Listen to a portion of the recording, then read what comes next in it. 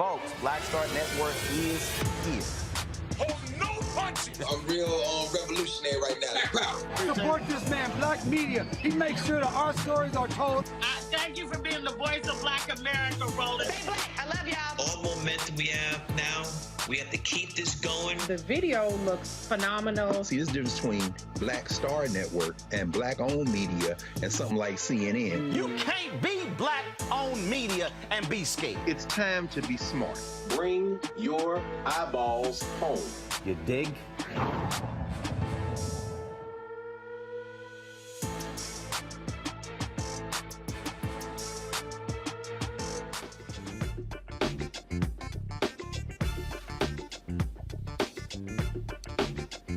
Today is Wednesday, November 30th, 2022. Coming up on Roland Martin Unfiltered, broadcasting live from Tulsa, Oklahoma, streaming live on the Black Star Network. I'm here in Tulsa because for a rally for justice for the Black Creeks. Tomorrow, the Black Creeks, the descendants of the Muscogee Creek Freedmen, are heading to court to reclaim their tribal citizenship rights from the Creek Nation. We'll tell you more about that, as well as, of course, show you the rally that's going to be happening here a little bit later at the Justice for Greenwood Center. Also on today's show, a historic day on Capitol Hill where Congressman Hakeem Jeffries has been elected unanimously as the Democratic leader. It's the first time an African American has been elected leader of a major party in Congress. And so we'll talk about that. Also, a panel of 3 South Carolina federal judges will determine whether the state's congressional maps are legal. Republicans have been gerrymandering these districts, and so we'll tell you what's happening there. In Georgia, they're breaking early voting records, but just under 12% of the eligible voters have actually cast ballots. Yesterday, we went to a couple of the polling locations, visiting with people, and also showing you what folks with Georgia Stand Up, what they are doing to sort of circumvent the rules that prevent people from passing out water and food and things along those lines. We can't wait to show you that as well. Also, the family of a Georgia teen who died of a heat stroke after a school basketball drill, they've accepted a $10 million settlement with the school. Also, another Georgia family looking to find their loved one finds out that the loved one died in police custody. We'll have those details for you. And also, the road to the SWAC championship, powered by General Motors. We're going to be in Jackson, Mississippi on Saturday for the SWAC championship. On today's show, we'll be talking with the athletic director at Jackson State University. They've had explosive growth, but is he on the verge of losing his star head coach, Deion Sanders? We'll talk about all of that right here on Roland Martin Unfiltered on the Black Star Network. It is time to bring the funk. Let's go. He's got it. Whatever the miss, he's on it. Whatever it is, he's got the scoop, the fact, the find. And when it breaks, he's right on time and it's rolling. Best believe he's knowing. Putting it down from sports to news to politics. With entertainment just for kicks, he's rolling.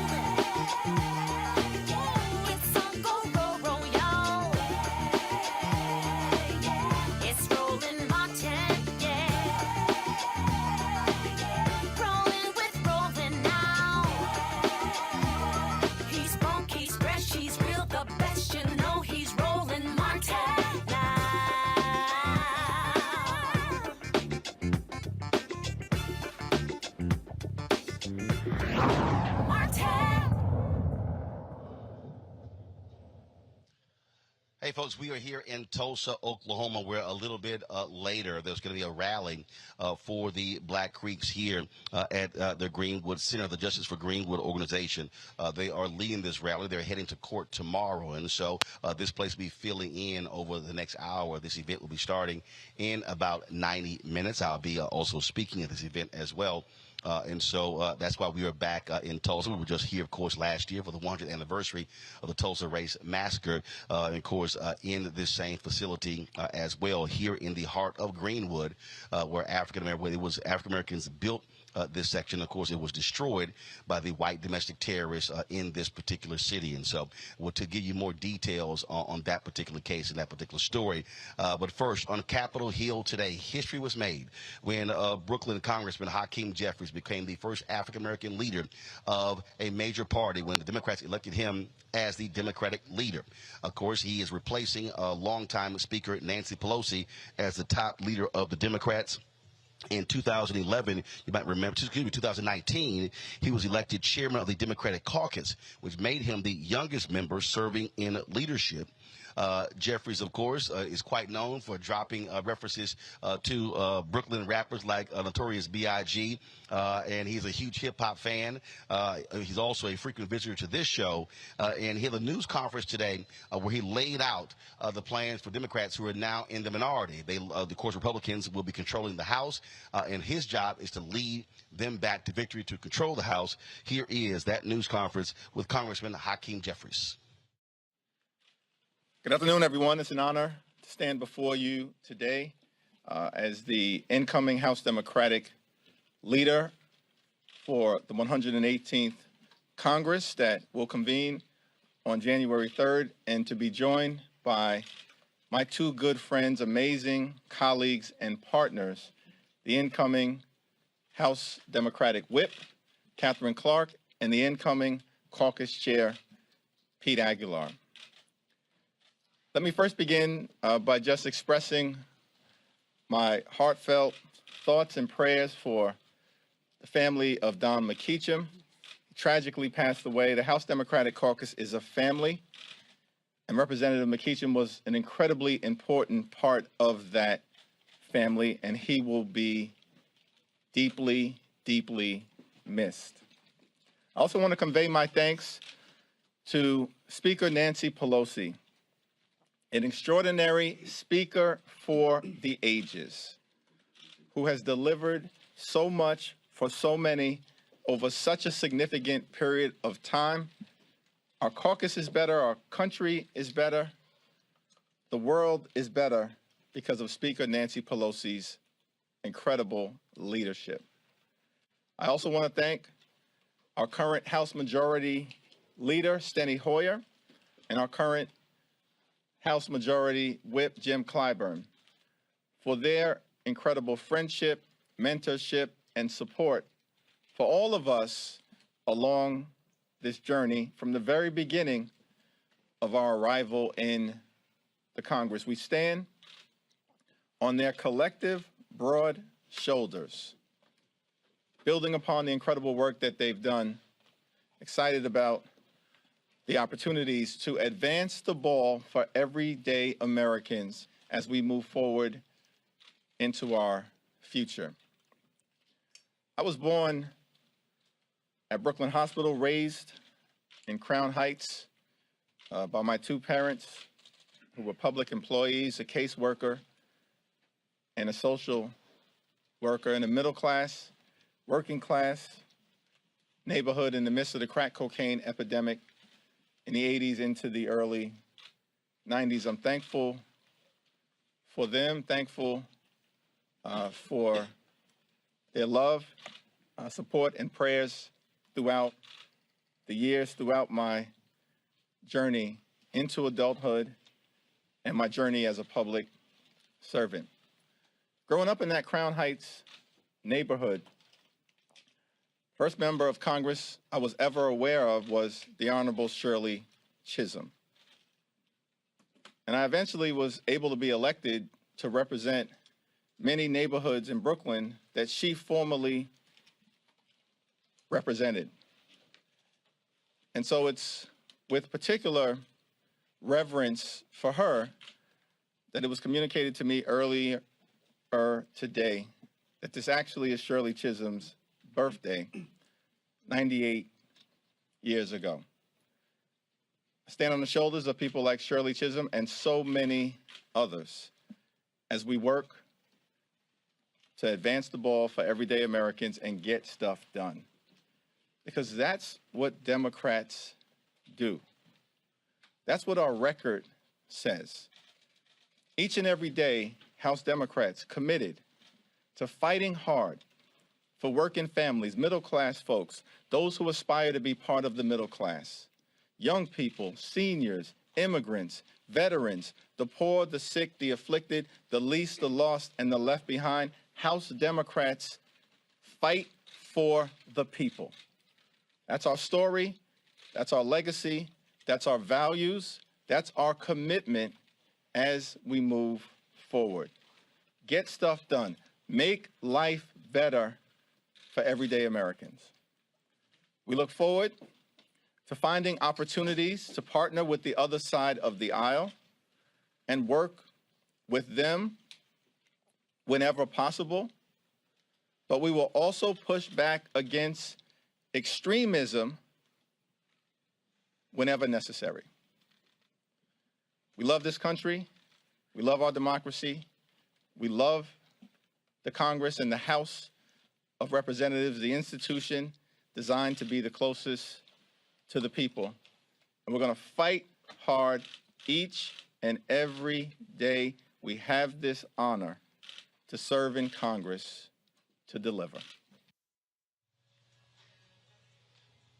I literally just was texting Congressman Hakeem Jeffries, congratulating him, and he certainly will be joining us very soon, and certainly we appreciate that, folks. In addition to Congressman Jeffries, Catherine Clark of Massachusetts was elected as the new minority whip. California Rep. Peter Aguilar will lead the House Democratic Caucus. Speaker Nancy Pelosi wished the three new leaders success in this particular statement here. She said, "A new day is dawning, and I am confident that these new leaders will capably lead our caucus and the Congress." Now, keep in mind, there still is going to be another vote, and that is for the assistant leader. Now, some Democrats are upset that Congressman Jim Clyburn is seeking that particular position. He is going to be challenged by another member of Congress. We'll definitely get to that and let you know what happens there. Let's bring in a couple of members of my panel here. A. Scott Bolden, former chair, National Bar Association Political Action Committee. Robert Patillo, who is the host of People, Passion, Politics, News and Talk, 1380 AM on WAOK there in Atlanta. And we'll be joined later by Monique Presley, legal analyst and host. Make It Make Sense with Monique Presley. Glad to have the both of you here. First of all, so here's what's interesting here, Scott. I think when you look at this decision here, I mean, smart move by Speaker Pelosi for the triumvirate, Speaker Pelosi, Steny Hoyer, and Jim Clyburn to all step down. But unlike what typically happens, they're not actually leaving Congress. They're still going to be there, providing their support to these new leaders. The three of them, if you look at their ages combined, exceeds 250 years. And so that, I thought that was a very, very a smart move in terms of how they did this, because they've been clamoring, the young members have been clamoring for quite some time how they needed new leadership. And with the Democrats losing control of the House, this clearly was the perfect time to make this type of move to usher in a new leadership. And we talk about new leadership. Hakeem Jeffries is just a couple of years younger. I think he's 53, 52, 53. So when you talk about, when we think about younger in Congress, if you're in your early 50s, you're considered, frankly, a teenager in Congress in terms of how Congress works when it comes to seniority. Yeah, he's a great Kappa man, too. You didn't put that in the profile, but I like the lead-in story. But this deal was set 2 years ago. That's irrelevant to this conversation. Oh, really? Had he been an alpha, that would have been his whole step history and his pledge history in the program. But I digress. Now, this deal was cut. Yes, alphas are relevant.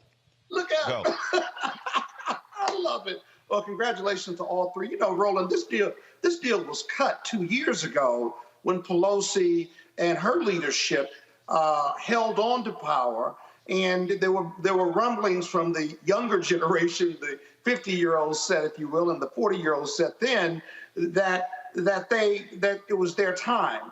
But now you have this peaceful transition. You have diverse leadership. Those senior members are still going to be in Congress. And I think you're right. It was the right time. It was a peaceful transition. But that deal had been in the works for 2 years.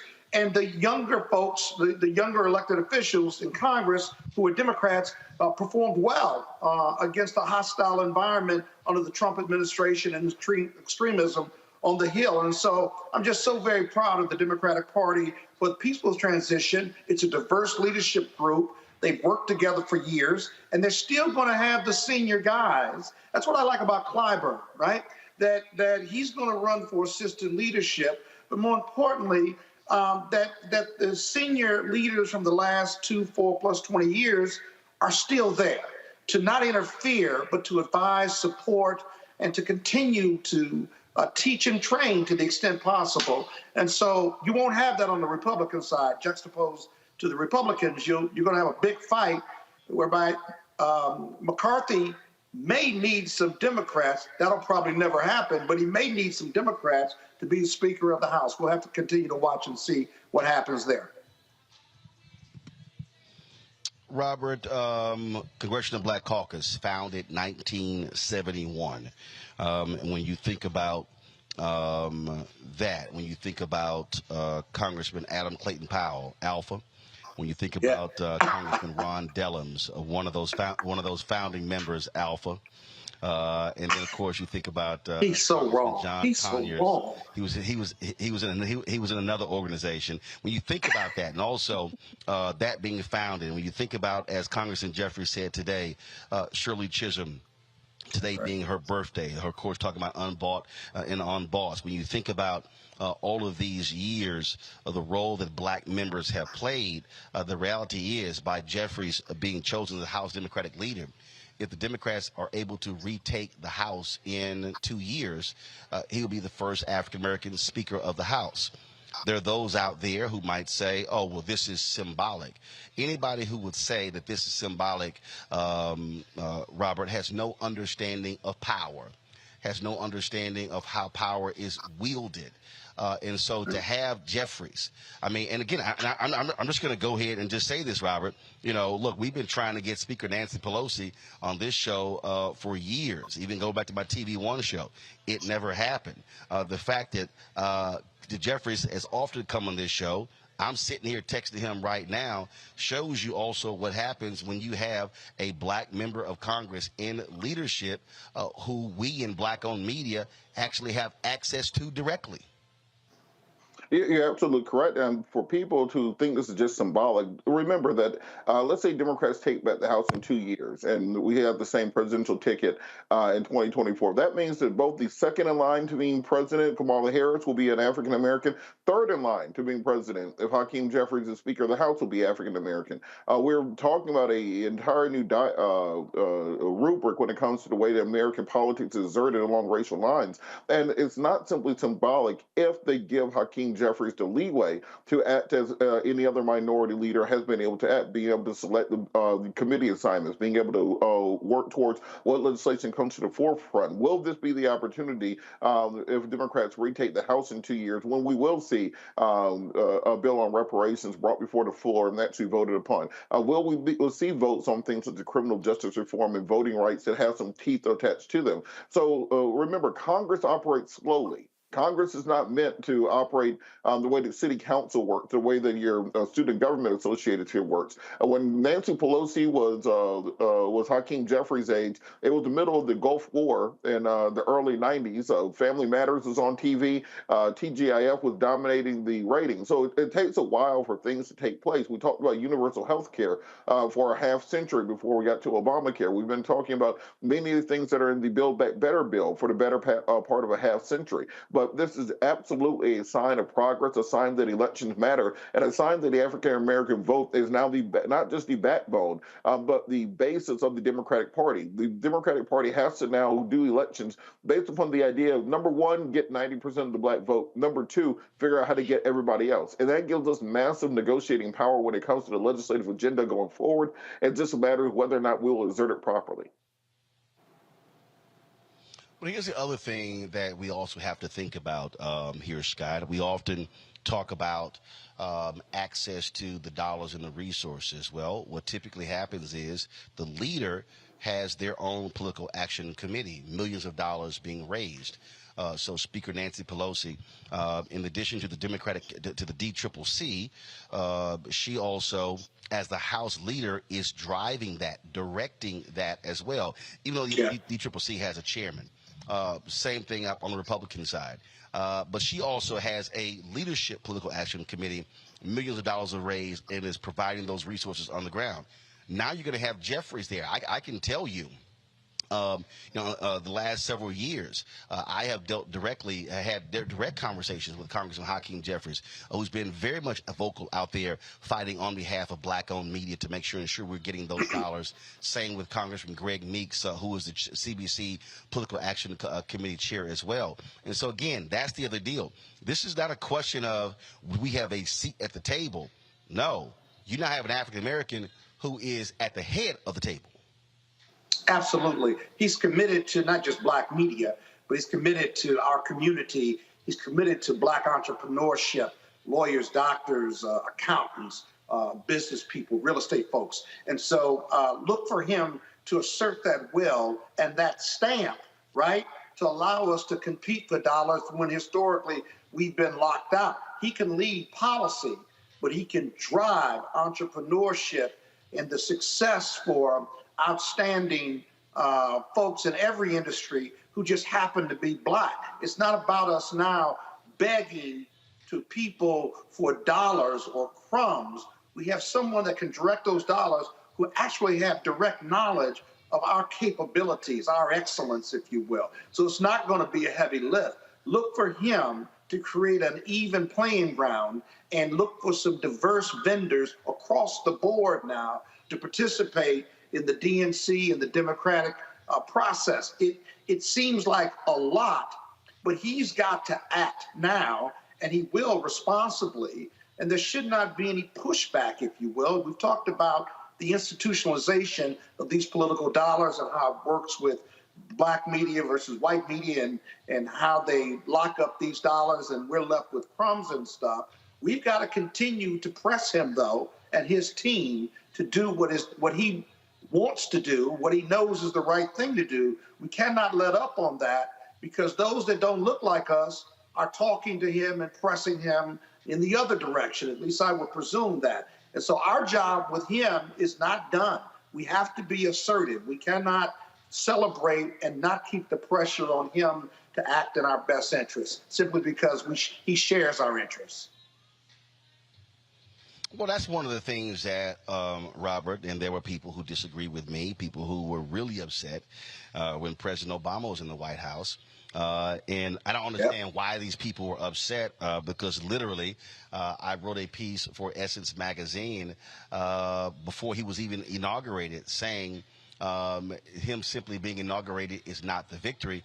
We must be driving the agenda. And I said, I said, we can't be enamored with him being the first black president. We have to remember that he is the 44th president. And I think what happened was, and I've said this repeatedly, Robert, that I think for a lot of African Americans, we stayed at the inauguration parade. Where everybody else left. Yeah, we were just so enamored with there being a black first family. And we were just, oh my God, we love the First Lady Michelle Obama, and we love her mother being in the White House, and we love Sasha and Malia. And I kept saying, listen, at max, they're going to be there 8 years. Take advantage of them being there 8 years. But after 8 years, that's it. They're gone. And so I think what we did was, in many ways, black leadership, and they were handcuffed by African Americans. In terms of making demands. I remember when the Congressional Black Caucus was making some serious demands of the president, and people got literally mad at them. How dare you counter the president? Well, so what's going to happen here? Yes, Congressman Hakeem Jeffries is going to be the Democratic leader, but it is a responsibility of African Americans to still demand that our issues be addressed. But that also means folks being mobilized and stay organized in order to do so. You're absolutely correct. Let's go down the list. We had a black vice president, a black minority leader. The White House spokesperson is African American. We got a black woman on the Supreme Court. We got a black woman on the Federal Reserve. UN Secretary is an African American woman. We have the type of legislative power now that anything that we feel that needs to be within our political dossier has to be acknowledged and voted upon. There's not as if Democrats have anywhere else to turn to for votes that are outside of us. We saw during the lame duck session. The bills were just passed yesterday on same-sex marriage and interracial marriage. We saw after the Dobbs decision, we had almost immediately an executive order that codified enacted the federal government to protect abortion rights. So at this point, now the question is, now that we have this level of power, it's a level of representation, there's not simply a question about having a seat at the table, is what do we order off the menu? And how do we build the type of bipartisan support needed to get some of these things across the finish line? Or do we simply do as Republicans do and say, well, we're going to wait 2 years to try to take back the House to push things through? And also, when it comes to setting those agenda items going into the 2024 election, we can't sit on the sidelines. The entire platform has to be one tilted towards and focused on the African American community, because as I've said, we are at the table. We have the positions. We're where we're supposed to be. We have the representation we always say we wanted. Now it's up to the people to drag it across the finish line. But we have to make them do it. They're there now, but we have to make them do it. And if we fail this time with this black leadership on the Democratic side now into 2024, we have nobody to blame but ourselves. And that doesn't mean it's an adversarial relationship. It is politically constructive, positive, but we are going to push you. Simply agreeing with us isn't enough. We still have to make politicians do what we want them to do. And that issue has no color. It's about the process and political power and making them do what we want them to do or need them to do for the betterment of Black America. Absolutely. All right, folks, got to go to a break. We come back more on Roland Martin Unfiltered from the Greenwood Cultural Center here in Tulsa, Oklahoma, where there's going to be a rally here dealing with the issue of the Black Creeks. And we'll explain exactly what that is all about. Don't forget, download the Black Star Network app, available on all platforms: Apple phone, Android phone, Apple TV, Android TV, Roku, Amazon Fire TV, Xbox One, Samsung Smart TV. You can also support us when it comes to the show. Contribute to us by joining our Bring the Funk fan club. P.O. Box 57196, Washington, D.C. 20037-0196. Cash App is $RM Unfiltered. PayPal is R Martin Unfiltered. Venmo is RM Unfiltered. Zelle is Roland at RolandSMartin.com. Roland at RolandMartinUnfiltered.com. And don't forget a copy of my book, White Fear: How the Bounty of America is Making White Folks Lose Their Minds. You can get it at Ben Bella Books, Amazon, Barnes & Noble, Indie Books, Indie Bound, Bookshop Chapters, Books A Million, Target. Download the copy from Audible. Order from your favorite Black bookstore. We'll be right back.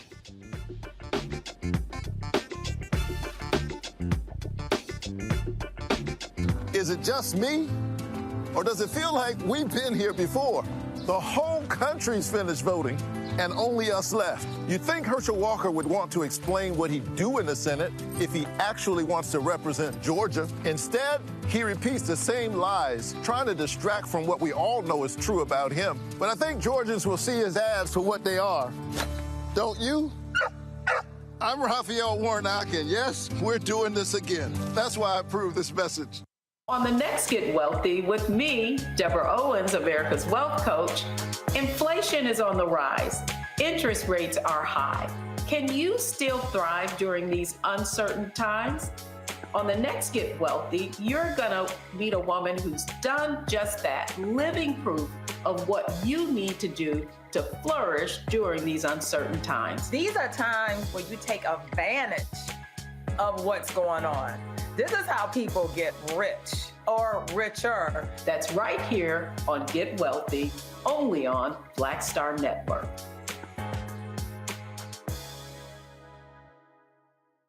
Mama always said all skin folk ain't kinfolk.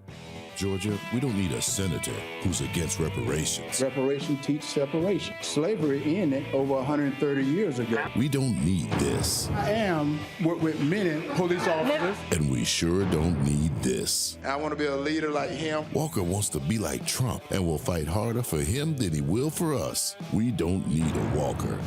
Paid for by Black Voters Matter Action PAC, not authorized by any candidate or candidates committee. Hey, I'm Deion Cole from Blackest. What's up? I'm Lance Gross, and you're watching Roland Martin Unfiltered.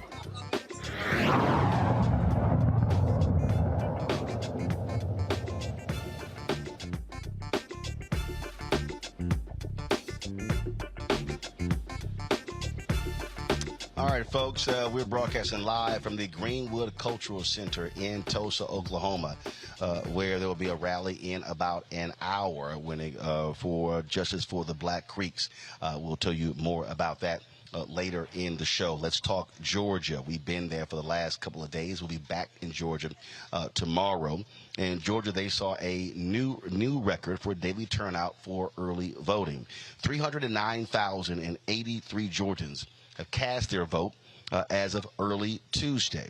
Not including today's totals, 833,738 early ballots have already been cast in Georgia. It is the U.S. Senate runoff between incumbent Senator Raphael Warnock and a Republican Herschel Walker. Again, of the total amount, that's roughly 12% of the state's 7 million registered voters. Now, while we were understand this, last night we were, of course, in Sandersville, Georgia, where one of the organizers talked about there were 1 million black folks who did not vote in last year. And so significant. So again, we're looking at the numbers this year, and in some of these counties, we're seeing where black turnout is anywhere from 45, 48, 50%. You've heard me say consistently that we need black turnout to really be at 65, 70, 75% of eligible voters. Now, while we were in Atlanta yesterday, we saw and spoke to folks who were lined up outside various locations to actual vote. This here is South DeKalb Mall, the video you're seeing right now, where we got there. There were folks who were in the lines, and then of course, then we visited Metropolitan Library, which is a prominent location in Atlanta, where a number of people actually voted. If we can go to that video, the next video, please. So we talked to Deborah Scott. She's with Georgia Stand Up, and so hold that video, please. Pause that video. Pause that video. Thank you. Okay, so we talked with Deborah Scott about the early voting, and so roll it back, cue it up, please.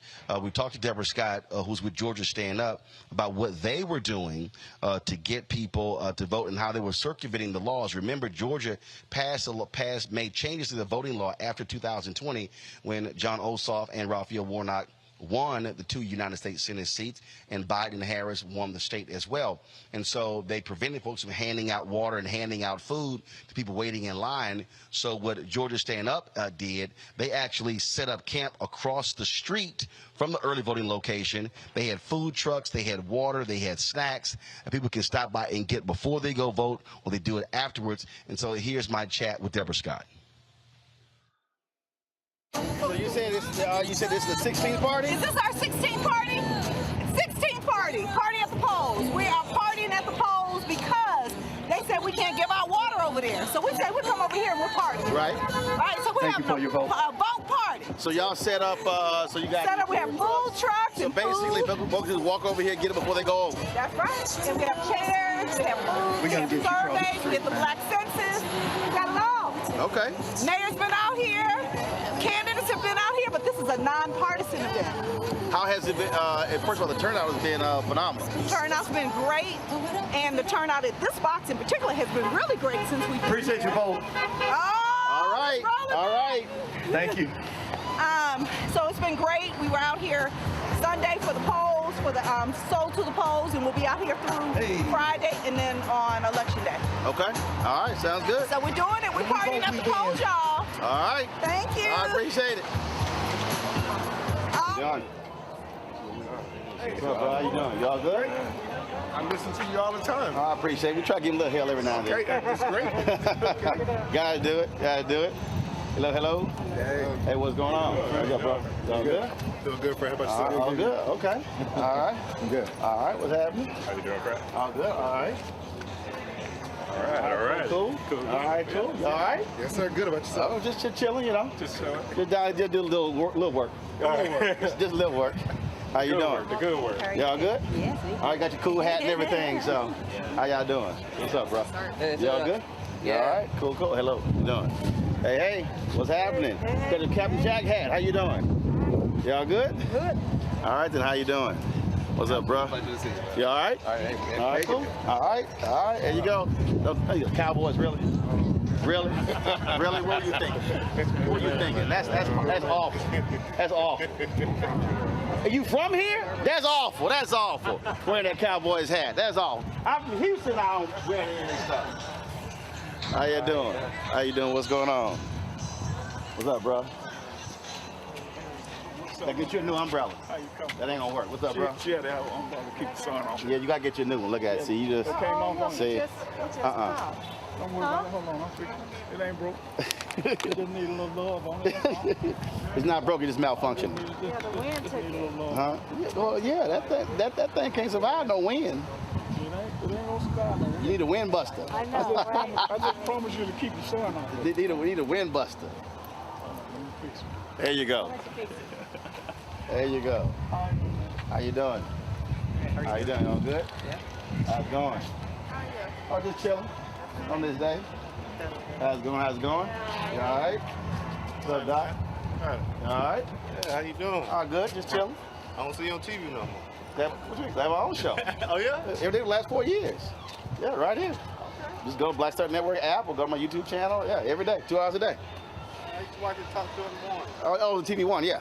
No. So I launched my own. So yeah, my show plus 5 others. Oh. See, there you go. You just download the app right to your phone, see? Simple as that. Simple as that. How you doing? I'm good, and you? All good, all good. Yeah, line right there. Thank you. There you go. There you go. Now, Hank, how many, so they're doing this, in terms of the setup over there at different locations? Yeah, Georgia Stand Up is an organization that really is about, really about voter registration, voter education, voter mobilization. So they're setting up all around, just really pushing people to the polls. I mean, the whole goal is just to make sure we get folks to the polls. So we know if we get them there, they're going to make the right decision. And it's just getting them. So Deborah Scott, Melanie Campbell, all of them are affiliated and just doing phenomenal work in Georgia. Okay. Yeah. Cool. And they've been, so they started Saturday? They started Saturday, and they'll go up until Tuesday. They'll be right here up until Tuesday, just, again, encouraging people to get out and stand in lines of, whether maybe bring something to cover over their head. I mean, just whatever they need to support the people so they can actually, the end result is getting Saturday. And, because I remember we were here 2 years ago, and I think Ossoff may have voted here, something along those lines. So this is probably one of the more popular locations? Historical. As a matter of fact, the mayor voted here on Saturday. Ambassador Andrew Young voted here on Saturday. Just several people, Sue Ross, just a whole lot of people. And this is where they come and they cast their vote this year for the runoff. Okay. All right. Cool. All right. Sounds good. Thank you for coming out. All right, man. All right. Appreciate you. Hey, Robert, I'll start with you. I mean, folks like Georgia Stand Up and other organizations, I mean, they really are, Black Voters Matter, if you name it. I mean, they really are on the ground, doing the grunt work, not just hoping people turn out, but encouraging people. When we were in Sandersville last night, one of the women said, the number of people who've knocked on her door is unbelievable. The Warnock campaign really understands that you can't focus just on Atlanta. You really got to be going out in rural parts of Georgia where there are a lot of African Americans. So we start talking about Swainsboro and Statesboro and Sandersville, talking about Athens, Savannah, Augusta, Macon, Columbus, Albany. We could go on and on and on. Those numbers out there are going to be critical. One of the things that we talked about last night was that you look at some of these places, you have 50 and 60% African American. If you're able to pick up 2, 3, 4, 5,000 additional votes there, that could be the difference between winning and losing. He got 49.42% of the vote during the general election. Frankly, had they ratcheted up Black participation in some of those places and picked up, let's say, another 50,000 votes, he would have been over 50%, and there would have been no need for a runoff. Roland, you sound exactly like me at Democratic Party meetings here in Georgia back in 2009.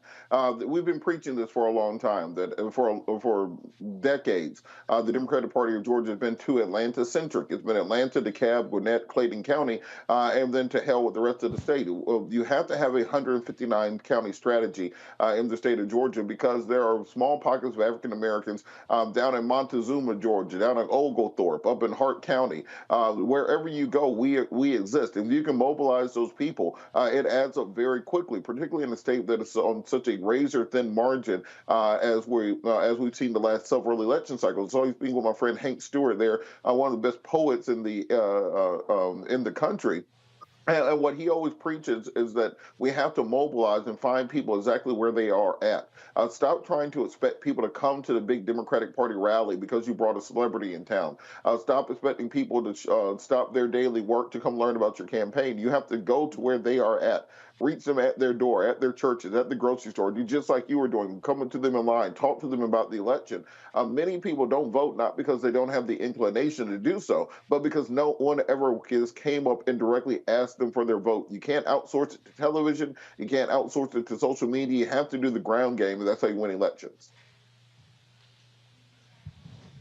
And again, we say this constantly, Scott, and when I run into people and they say, man, my vote doesn't matter, I tell them that's an absolutely lie. You have 159, just so people understand, you have 159 early voting locations in Georgia right now. So if you do the math, Biden-Harris won. Now, we're not talking about early voting. We're talking about also election day, so there are a lot more. But let's just use early voting. So Biden-Harris wins Georgia by 11,000 votes in 2020. That means if you look at those early voting locations, that means that is 69 votes per early voting location. That was the margin of victory in 2020. People need to understand that if they think, if you are a voter you're a young voter, a middle-aged voter, an older voter, if you're an African-American, you say, man, this doesn't matter, that is simply a lie. You look at what we just saw in Arizona. The numbers were very thin when it came to the governor's race, the attorney general's race, Secretary of State's race. And so people have to understand that one vote absolutely can make the difference. Yeah, those margins are really, really tight, and these races are really, really close. And the closer the race is, the more the more those votes matter even more. There are no more blowouts in a lot of these battleground states and stuff. And so, if I were a Democratic candidate, my big issue would be is I can't presume anybody's going to vote because they know there's an election. I've got to ask everyone for a vote and get them to the poll because every vote really, really, really does matter. And so the fact that they know about an election, I can't guarantee I'm going to get their vote unless I ask for their vote and I go knock on that door in the hinterlands, as my father used to say. Because now we really do need, Republicans and Democrats need every vote because these margins are so close. And so your GoTV money becomes even more important. Because I don't care what you spend on ads and running ads and TV and what have you, you got to go touch hands and ask for their vote and get them to the polls. It's a process because the margins are just way too close, especially in Georgia. And Robert, of course, again, walking through this. We heard this when we were on the ground there. A lot of people said, I can't believe there's even a runoff. This man is dumb.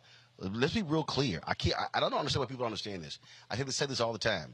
When it's down to two candidates, the other person could win. We could say Herschel Walker is dumb, true. We could call him illiterate, true. We could say he has no idea what the hell he's talking about, true. But the reality is, can Herschel Walker win? The answer is yes. We are seeing significant turnout in Republican counties. We're seeing long lines of white conservatives voting early as well. Let's not be confused and think that this early voting, these are Warnock supporters. Republicans are going to vote. They kept Warnock under 50%. 8% in the general election. This is real. People better understand that and respond accordingly and not assume that, oh, I don't need to vote. He's got this in the bag. No, he doesn't. Well, I remind you, about a week before the midterm elections, we were on here talking about the record early voting numbers in Georgia for that election. And we saw that every single statewide Democrat lost, not only lost, but lost by nearly 200,000 votes, except for Raphael Warnock. Indeed, it could be said that if the Republican Party had nominated a bag of flour with a MAGA hat on it, they probably would have won that race against Raphael Warnock. It's only because Herschel Walker is such a bad candidate that this was even a close race. And as if this is new in American politics. But in reality, there's no reason to think that Raphael Warnock has this in the bag, that somehow this is a fait accompli. We've seen Lindsey Graham and Tim Scott in the state. We've seen Tom Cotton and Rick Scott. We've seen Ted Cruz in the state, all campaigning for Herschel Walker. They've told Donald Trump to kind of stay out of the state until the very last minute. We may see a last-minute Trump rally on behalf of Herschel Walker here in the state. The MAGAs are very motivated, very animated, and they see this as being their last opportunity to potentially regain their footing after an abysmal showing in the midterm elections. And also they understand that the nature of the Senate is that Raphael Warnock's vote at this point in time will be canceling out of votes such as Joe Manchin. And if they want to continue to be able to have gridlock in the United States Senate, you have to keep this 51st seat out of Democratic hands. So they are fighting tooth and nail in order to do so. And let's not also forget about the impact of Senate Bill 202, the Georgia voter suppression bill that was passed by the Republican legislature after Ossoff and Warnock won in 2020. Because of that, we saw Stacey Abrams get nearly 120,000 fewer votes in 2022 than she got in 2018. This went all the way up and down the line on the Democratic side of the aisle, to the point that Stacey Abrams didn't even get the second most votes among Democrats. She got the third most votes behind Jen Jordan and Charlie Bailey. So don't let the media news stories fool you. Don't let the prevailing trade winds fool you. This is a neck-and-neck, razor-thin race, and Herschel Walker has every reason to believe that he will win it. And Raphael Warnock is going to need to put the pedal to the metal, not leave any stone unturned or any votes out there waiting if he wants to win this race. And that's why, folks, you're going to see us traveling. We'll be back in Georgia tomorrow. We'll be President Barack Obama also is going to be in Georgia as well. And so we'll be there Thursday, Friday, back. We go to Jackson, Mississippi on for the SWAC championship on Saturday, back in Georgia Sunday, Monday, and Tuesday. And so we'll be hitting a lot of those different places, broadcasting from there. And so just letting you know what is happening there. Now, folks, a panel of South Carolina federal judges is going to be making a decision on the gerrymandered maps in South Carolina. They were approved by the state legislature. The South Carolina gerrymandering trial will determine whether the state's congressional maps are legal. The NAACP initially brought the lawsuit to show that the new boundaries are unconstitutional. And what they did was they unconstitutionally split black voters between the 1st, 2nd, and the 5th districts by packing them all into the 6th district, which has 80% of black voters. The lawsuit is the first time South Carolina's maps have been challenged since the U.S. Supreme Court changed a part of the 1965 voting rights law and requires South Carolina to get federal approval to protect against discriminatory redistricting proposals. Now, if the court rules the U.S. House maps are illegal, the judges could order lawmakers to redraw all or parts of the congressional maps, and special elections could be requested. Now, the thing here, Scott, that people have to realize, so what they did was they took black voters out of these other 3 districts, and they moved them into the district of Congressman Jim Clyburn. That's already super black. And so for the person out there understanding who's listening, what they have to realize by doing that, what they are effectively doing is decreasing black power by saying, oh, we're going to move y'all to a black district. Oh, that's guaranteed. And then making it easier for white Republicans to win in the other congressional districts. Yeah, so you only win one of the 7 districts. And then the argument for those who are proponents of dumping black voters into one district is we gave them their own district. And we're not diluting their vote. We're empowering their vote because they're all in one district and they're guaranteed 1 seat. Well, wait a minute. We could be guaranteed 2 or 3 or 4 seats if you didn't dump us, do a black voter dump into one district that was already black. And so other courts of appeals and state Supreme Courts have struck this down as being unconstitutional and even racist. And so the alternative is to have a balanced number of black voters in districts where they are naturally where they live, if you will, to put some balance in those other districts. Dumping black votes isn't the answer. In fact, it's worse, because you could have 3 or 4 black or Hispanic votes for elected officials if they were 20 or 30 or 40% black in District 6 or in District 4. And so it'll be interesting to see what the South Carolina does with this. But it's on its face, in my opinion, is unconstitutional and racist. The thing here, Robert, and again, for people who don't quite understand how these things work, congressional districts are made up of about 700,000 people. So if you're able to shift 20, 30, 40,000 black voters out of a district and move them into the 6th congressional district of Congressman Jim Clyburn, then what they're calculating is, then we know those are likely going to be Democratic voters, so we're making the districts more red. That's what Republicans do. And so this is where packing comes in. We've seen this historically in Alabama and other places as well, and this is how they dilute black power. And see, there are some people who think, well, wait a minute, this guarantees we're going to have a black member of Congress. You can have a black member of Congress anyway because the district is 80% black.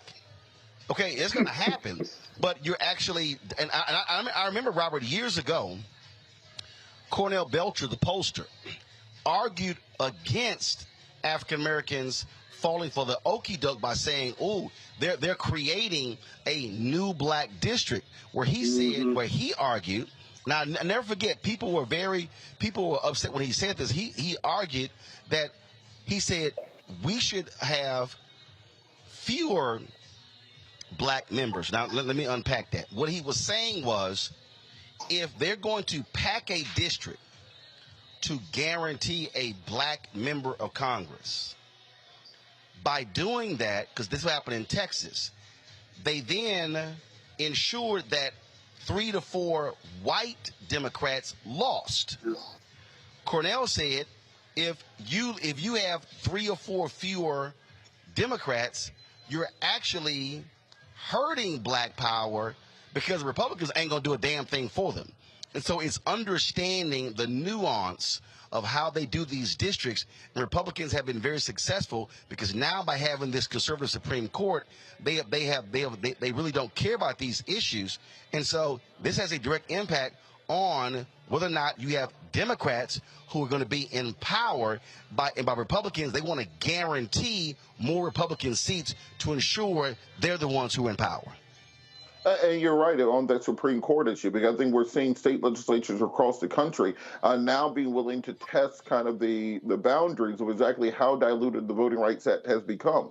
We already understand you do not have the pre-clearance provisions. We understand the Voting Rights Act is indeed on its last leg. I think many of these states are attempting to try to have constitutional challenges that can go to the Supreme Court while they have a 6-3 majority to eliminate the last vestiges of it. Let's understand what these legislatures are trying to do, for South Carolina in particular. South Carolina is 1/3 African American, about 33-35% black on any given year of the census. So that means that 1 out of every 3 congressional seats, if things were apportioned evenly, would be African Americans. Seats, that means 2 African American congresspeople. I think there's 7 congressional districts in South Carolina. Maybe 3. So you're looking at 2 to 3 seats in a jurisdiction of that nature. But by packing all the black voters into one district, you end up creating a situation where you have 1 African-American congressperson, 1 Democratic district in the state, and then the other 6 are allowed to be white, supermajority white districts, which nets them an extra 1 to 2 congressional seats. Think about how tight that race for control of the United States House of Representatives was. In reality, the Republicans won the majority based off of gerrymandering, by creating 3 new seats in the state of the state of Florida, by Democrats not creating new seats for themselves in the state of New York. That really was the margin by which Republicans won. It's not so much that people switched and swung to the Republican Party, is that the state legislatures were able to create new seats for them in order for them to get control of the House, which gives them the Speaker of the House seat, seat, which allows them to control congressional hearings or congressional investigations into Hunter Biden, etc. So if you don't think that these kind of peculiar issues of line drawing are significant, they have a snowball effect going forward. And when we ask the question of why exactly African American issues aren't often addressed, despite our population numbers and our turnout numbers, in reality, it comes down to these people being able to play with the strings of the rule book. They understand that if you can't win it on the field of play, you win it with the referees, you win it in the rule books, and that's what this gerrymandering effort is. They can pack people into districts to take away black power. They can dilute districts and separate them out, where instead of having one supermajority black district, you'll have 20% black districts. But we have to pay attention to these state and local races, because that's where they are drawing these lines. So here's the deal, Scott. If you look at, I think the map is Republicans will have 222 seats in the U.S. House of Representatives. So you need 218 to control the House. So that means they pick. That's really +5. And so you look at what Governor Ron DeSantis did in Florida. So he overruled the Republican legislature. He created these illegal districts, and then the courts did not stop them from moving forward. They allowed them to move forward. So Republicans picked up anywhere from 3 to 4 seats. So the margin was right there. So that's 3 to 4. So now let's do the math. Remember, you also have in Louisiana where the courts ruled that there should have been a minority district created in Louisiana. The court stopped that. That's now, so let's just say 4 in Florida. That's now 1 there in Louisiana. Now we're at 5. The courts ruled there should be a new black district in Alabama. The courts, the Supreme Court stopped that. That's 6. You also saw them gerrymander seats in Texas when they had the last census because of the infusion of with the population shift there. Republicans created largely Republican districts and not Democratic districts. That was around 3 or 4. We're now at 10. So that is so we're not even talking about the South Carolina. And we're not talking about what they did, how they split Nashville into 4. Took Nashville, where they had Nashville had their own member of Congress. They split Nashville into 4 congressional districts to ensure Republicans would pick up that one. Now we at 11. So what Republicans have done is they have basically stolen, if you will, 11 districts. Now, let's now go to New York. Well, what do Democrats do? Democrats tried to do what Republicans did and gerrymander these particular districts. Well, they got sloppy with it. The Supreme Court knocked them down, and so Republicans were able to pick up about 4 seats there. We're now at 15. So what we're talking about here, and we haven't even gotten to the gerrymandering in Pennsylvania and Wisconsin. And remember, the Supreme Court said, oh, we can't rule on political gerrymandering, but they can rule on racial gerrymandering. So the South Carolina lawsuit is racial gerrymandering. So we're talking about, when you look at the maps here, Republicans have actually gotten about 15, maybe as many as 20 seats by utilizing cracking and packing. That's how they've been able to competitive. So Scott and Robert, when people talk about, these races are tight, no, the reality is, like even in Wisconsin, more people are voting Democrat, but they actually gerrymandered where they actually are staying in control. Democrats really should have a 15-seat majority consistently in the U.S. House if it were not for Republicans controlling state legislatures, and then they're the ones who control the maps. Scott, then Robert. It was huge between 2008 and 2012 because I believe in 2008 or 2012 the Democrats lost several House seats, several state House seats, several state representative seats. And really, the Democrats have never recovered. The Republicans know they've got a gerrymander. Their policies are not popular. They're not popular with the voters. And these elections are popularity contests. There's no litmus test in the Constitution for how you can run or whether you can run. There's no intelligent quotient. And so all you have to do is be popular. But the Republicans' policies are not popular. Democratic policies are far more popular. So to take control and to keep control, you have to do voter suppression and you have to do voter gerrymandering, if you will.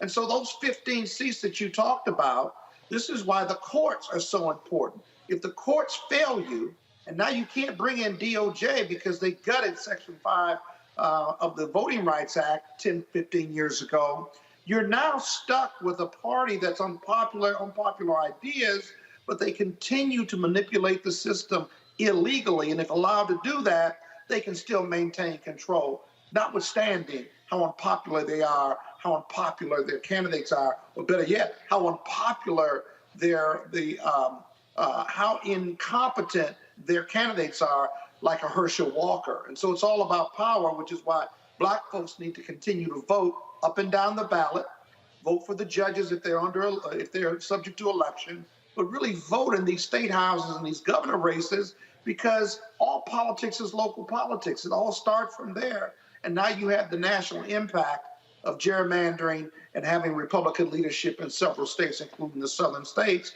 And that's why they're controlling the Senate right now. That's the only reason.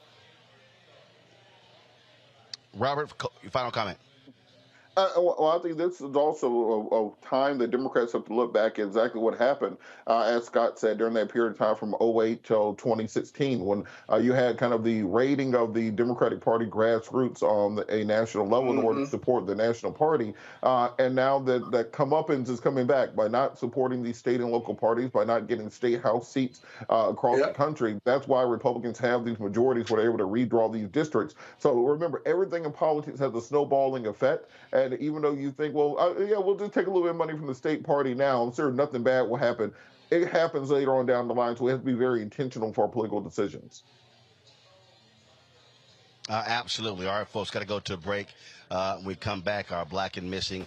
We also have, of course, our Tech Talk segment in addition to the Road to the SWAC Championship, powered by General Motors. We'll be talking with the Jackson State University athletic director in that segment as well. And then, of course, in less than 30 minutes, we have the rally here taking place for the Black Creeks. And so we look forward to explaining that to you as well. You're watching Roland Martin Unfiltered. Folks, if you're watching us on YouTube, hit the like button and the share button, okay, folks? A lot of y'all are commenting in there. Nearly 3,000 folks in there right now. We should easily be at 1,500 likes, okay? I should have to ask y'all every single day to do this.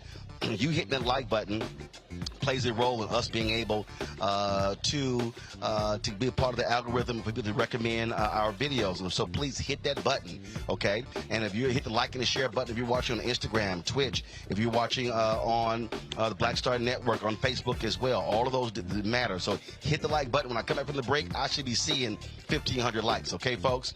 And download the app. Support us as well there.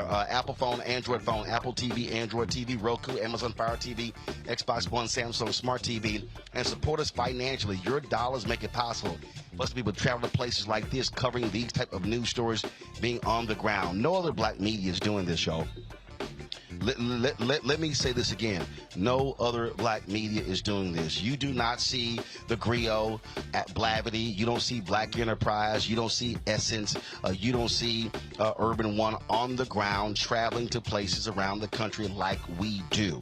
And so your dollars make it possible for us to do this. Send a check and money order to P.O. Box 57196, Washington, D.C. 20037-0196.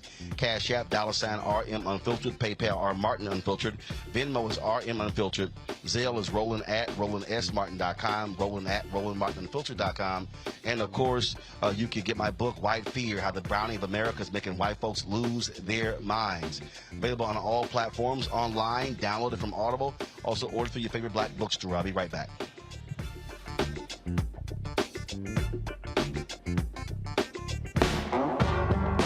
Don't wait till November 8th. We can vote today, y'all. Early vote started this week.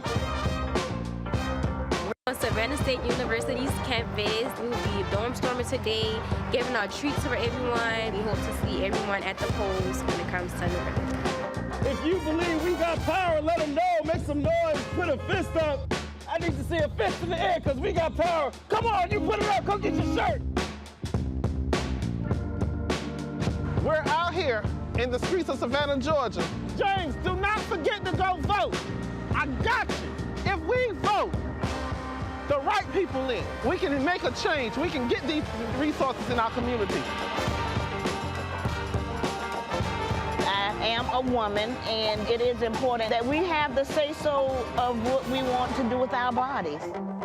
We're concentrating on entrepreneurism, providing young people with resources and training that they need in order to change their trajectories. We want Black down. Democracy is on the ballot.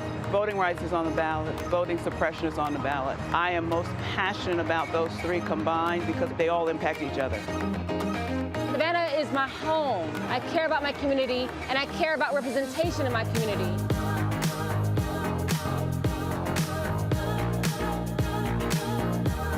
Our voices are still going to be heard no matter what kind of obstacles try to come up against us to stop us from voting. We're still going to be standing our ground.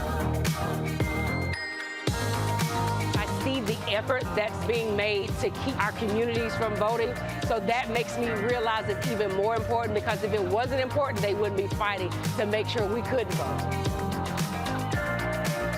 This doesn't stop this year. This is a forever movement.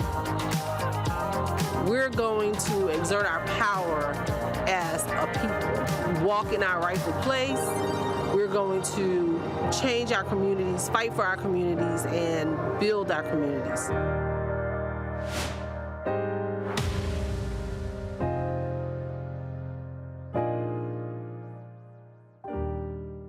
On the next Get Wealthy with me, Deborah Owens, America's Wealth Coach, inflation is on the rise. Interest rates are high. Can you still thrive during these uncertain times? On the next Get Wealthy, you're gonna meet a woman who's done just that, living proof of what you need to do to flourish during these uncertain times. These are times where you take advantage of what's going on. This is how people get rich or richer. That's right here on Get Wealthy, only on Black Star Network. Next on the Black Table with me, Greg Carr, we welcome the Black Star Network's very own Roland Martin, who joins us to talk about his new book, White Fear: How the Browning of America is Making White Folks Lose Their Minds. The book explains so much about what we're going through in this country right now, and how, as white people head toward becoming a racial minority, it's going to get, well, let's just say, even more interesting. We are going to see more violence. We're going to see more vitriol, because as each day passes, it is a nail in that coffin. The one and only Roland Martin on the next Black Table, right here on the Black Star Network. What's going on? This is Tobias Trevelyan. Hey, I'm Amber Stevens-West. Yo, what up, y'all? This is Jay Ellis, and you're watching Roland Martin Unfiltered.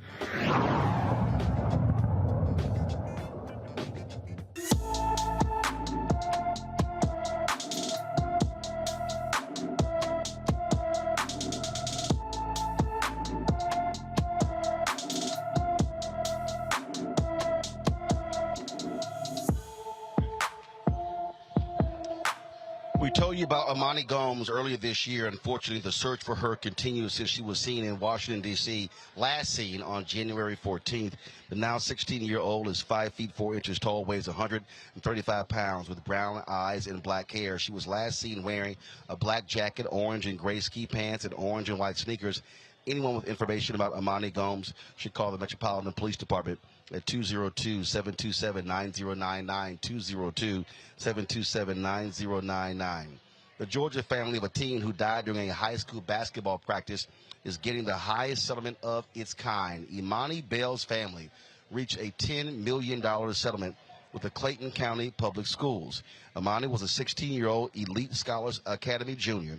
She died of a heart attack due to heat exertion after she was mandated to attend an outdoor varsity basketball conditioning drill in 2019 in extreme heat. The Elite Sports Academy Gymnasium is also going to be renamed in Imani's honor. 2 coaches are facing murder charges related to Imani's death. Staying in Georgia, a Georgia family spent days looking for their missing family member, only to find out he died in the Clayton County Jail. Terry Lee Thurman disappeared on Thanksgiving. day. Thurman's family searched for him because he suffered from mental illnesses and often did not take his medication. The family was informed that he had passed away after being arrested for trespassing at Hartsfield-Jackson International Airport. The medical examiner's office report states that Thurman jumped over a railing between 8 and 9 feet high and tried to flee. Officers then tased and held Thurman face down for 10 to 15 minutes. Shortly after, he became unresponsive. The officers summoned a prison nurse who were unsuccessful in reviving him. The Georgia Bureau of Investigation is conducting the investigation. A California ex-federal correctional institution warden is now facing trial over inmate abuse. On Monday, in an Oakland federal courtroom, former Dublin Federal Correction Institution warden Ray J. Garcia stands trial for molesting inmates and forcing them to pose naked in their cells. Garcia is charged with 7 counts of sexual abuse involving 3 female inmates. Garcia, who referred to the prison as a rape club, retired after the FBI found nude photos of inmates on his government-issued phone. He is one of 5 workers charged with abusing inmates at the Federal Correctional Institution. Garcia is facing up to 15 years in prison. You know, Scott and Robert, the Civil Rights Division of the Department of Justice, led by Kristen Clark, they have been doing an admirable job really going after prison guards and wardens in this country. A number of people have been indicted, a number have been convicted and sent to prison, and so this is another example of the great work that they're doing to protecting the constitutional rights of inmates. I think this is an important point when people talk about whether or not voting matters. Remember that years ago, there was a case before Clarence Thomas was on the Supreme Court where he was asked about the issue of prison rape. And he said, well, people need to understand that that's just part of their sentence. And therefore, that did not constitute cruel and unusual punishment. Compare and contrast that with Kristen Clark and the current Department of Justice and their views on the issues, where they understand that individuals who are incarcerated or who are facing criminal sentences still maintain their access to basic human rights, basic civil rights, the basic respect for humanity that is necessary. And for far too long, abuses by prison guards, by other inmates, have simply just been seen as par for the course and part of your sentence for going to prison. It's good to see that we're finally putting some action towards restoring basic human rights. And now we can work towards ameliorating mass incarceration in this country so that it will not be such a large issue. I think that's the next step in this battle, but we do need to stop and appreciate baby steps as they come along. You know, Roland, I call these Brubaker cases. The movie Brubaker was a movie 20, 30 years ago about a prison that had similar allegations to it and overall negative, bad prison conditions that prisoners were subjected to. But in this last case, this example you gave, he was not only corrupt, but he was dumb too. He's a criminal, but he's a dumb one. They found naked pictures of women prisoners on his government-issued phone. Are you kidding me? If you're going to engage in criminal conduct, then you certainly shouldn't have it on your government-issued phone.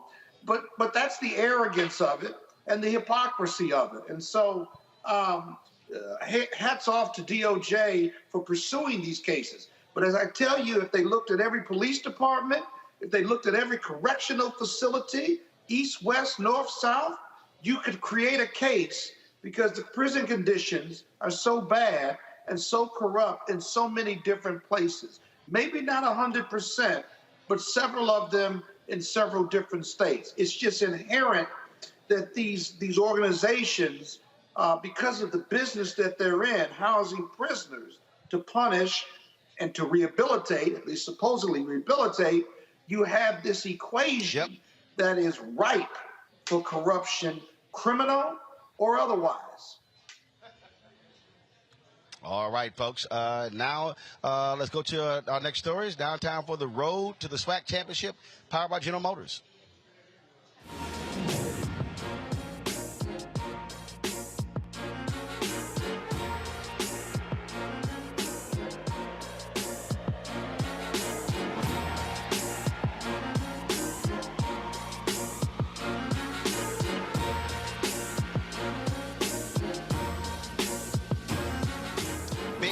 on Saturday between Jackson State and Southern University, taking place in Jackson, Mississippi, pitting JSU versus Southern for the SWAC championship. And whoever wins goes to the Celebration Bowl in Atlanta. Roman Banks is the athletic director at Southern University, joins us right now. Roman, you guys had a big win on Saturday at the Bayou Classic. You're facing the undefeated Jackson State Tigers. This is going to be a tough test for Eric Dooley's team. Yeah, no question about it. Obviously, we played them early in the year at Jackson, and they handled us pretty well. But I'm looking forward to this opportunity. I think Coach Dooley and his staff will make adjustments and have our student athletes prepared to have a really good game plan going into Jackson, who has a very good team themselves. You talked about that earlier matchup. We've seen that before where teams play each other earlier in the season. But as the season progressed, the Southern team got a lot better. You got momentum now going into the game. But you're also going to be playing in front of a rowdy crowd. It's going to be a packed house there at Mississippi Veterans Memorial Stadium. Yeah, I mean, that's not unusual for a Southern University and Jackson game, no matter where you play it. And so one thing is that we understand the dynamics of this game. And fortunately, we have a head coach from when he was here at Southern University as well that understands the impact of a Jackson and Southern game, and not just when it's a championship game. So, and we now know the implication is much higher. And so we know the outcome of the last game, but we feel like our team has grown. And we know that Coach Prine's team is very good and create a lot of different challenges for the opposing team. But I look forward to this opportunity to play them and the excitement that's going to be in Jackson State. It's not like they're not beatable. Last year, the Celebration Bowl, everyone assumed Jackson State was going to just roll over South Carolina State, but South Carolina State handled them pretty convincingly in the Celebration Bowl. So it's not like it's a foregone conclusion that Southern is just going to just go in and just lay down and allow themselves to get beat by Deion's team. Well, we have a proud tradition here. We have a very proud fan base that has expectancy, right? And so we do not enter a game or any contest here at Southern University expecting to lose the contest. And so our fan base would travel up there along with our team, and we expect to challenge this team, and we expect that our leaders of that program, Coach Dooley and his staff, will have the team prepared for this contest. I mean, you can't go backwards. So we know what happened the last time, and we think that we have gotten better, and we will continue to get better. And so I feel like that we can have a different outcome with this opportunity. One of the things that we have seen again is the interest, the resurgence of HBCUs, and post George Floyd's death, funds, donations that have actually gone up, enrollment gone up. Now we also see, of course, the attention that Deion brought to the conference. Dooley become the head coach. I love him rocking his ascot. You look at the other coaches that have been added to the SWAC as well. I saw a story today that showed that the ratings were very solid for the Bayou Classic that took place on Saturday between Grambling and Southern. Some 720,000 folks watched. And the thing that I've been saying, and this is not just when it comes to football, that the African Americans, we are trendsetters. People are watching, and we need to be paid appropriately for our content, for what is going on. We should be demanding, a fair value from advertisers out there, from sponsors out there. It should not be a black tax. And so I think that's a perfect example that when we put on very good products, our eyeballs come with it, and so we should be compensated fairly for it. And that really should be the state of mind, not just for HBCUs and athletics, but in every aspect, whether it's the business school, the communication school, the engineering school, all of those different things. That's really where we are. And so those ratings on Saturday is a perfect example of what should be happening with HBCUs and then being monetarily compensated for when we reward networks with our eyeballs. Yeah, you're exactly right. I think that we have a trend in power, and I think as it relates to HBCUs right now, we have an opportunity to once again take our rightful place. I think what's important is that you have to have the right stakeholders in the room when you start talking about taking advantage of this opportunity. And I give you an example of what I'm saying. I cannot go in and teach a chemistry class. That's not my expertise. And so while we are defining ourselves and redefining ourselves and making sure that everyone gets the maximum what's deserved, we have to have the right voices when it's time to have the right voices in at the table. And if we don't take advantage of that, then we really won't get what we deserve to get. And it's not what we deserve, but what we're rightfully supposed to have. And so I think that we have come to this moment in time right now where we can take advantage of our opportunities. I think some people think we have arrived yet and that we're there. But I think this is the time to take advantage of it, and we can move further in society and move further as a HBCU, and in my case, further in the athletic realm as it relates to sponsors, TV deals, name, image, and likeness, and those things alike. Absolutely. And so we will be there on Saturday. We'll be in the General Motors activation there, broadcasting the pregame show. Look forward to all of the excitement that will be taking place there in Jackson, Mississippi. And here's what I find to be interesting. A lot of people, obviously, they're talking about the halftime show, but here's a perfect example, Roman, where people are having more conversations about the fourth quarter as opposed to the fifth quarter. And I think that is important. They're paying attention to the product on the field and not just the halftime show. No question about it. I mean, that fourth quarter right now, that means that this game is impactful. Traditionally, it's a great game. And so the buzz is out there. And I think that when we get to Veterans Stadium, it's going to be 40, 50,000 plus. And so I'm looking for us to represent our fan base well. I'm sure Jackson State going to represent themselves well. And I'm looking to see at the end of the fourth quarter what that score look like. All right, totally understand. And I will say this here, y'all go to my Instagram page. I love Grambling, but Roman had the best after party after the Bayou Classic. I was there for the second year in a row, and so it was lit. And you brought in a brass band, the Truth brass band, who did a great 15-minute performance. So that was and you led them in. So that was awesome. That was a celebration victory right there. That's called partying with a purpose. Overtime with Coach Roman Banks, fundraiser everywhere we go. All right, then. Roman, I appreciate it. Thanks a lot. Good luck to your Southern team, your Southern Jaguars, on Saturday in the SWAC Championship. Yeah, remember, I'm going to be watching what you're wearing. Well, I haven't got with the tailor. I'm on the road here in Tulsa. I'm going to be back in Georgia, so I couldn't get my Grambling shirt cut in half and then the Southern stitch. So it probably will be a Roland Martin Unfiltered shirt, so I'll be neutral. I got you a goodie bag coming. Have a good day. I got you. I appreciate it, Roman. Thanks a lot.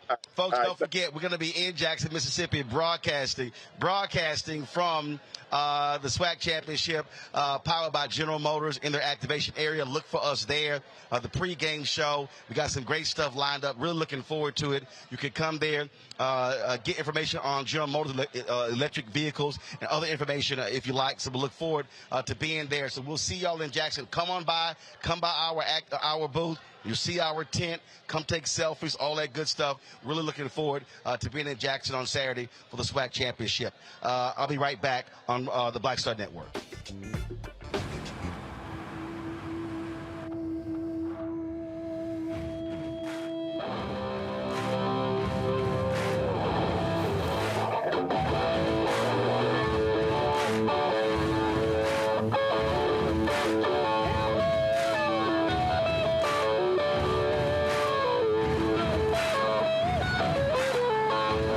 GMC Sierra.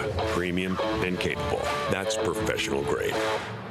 Hi, I'm Anthony Brown from Anthony Brown and Group Therapy. Hi, I'm BB Winans. Hey, I'm Donnie Simpson. What's up? I'm Lance Gross, and you're watching Roland Martin Unfiltered.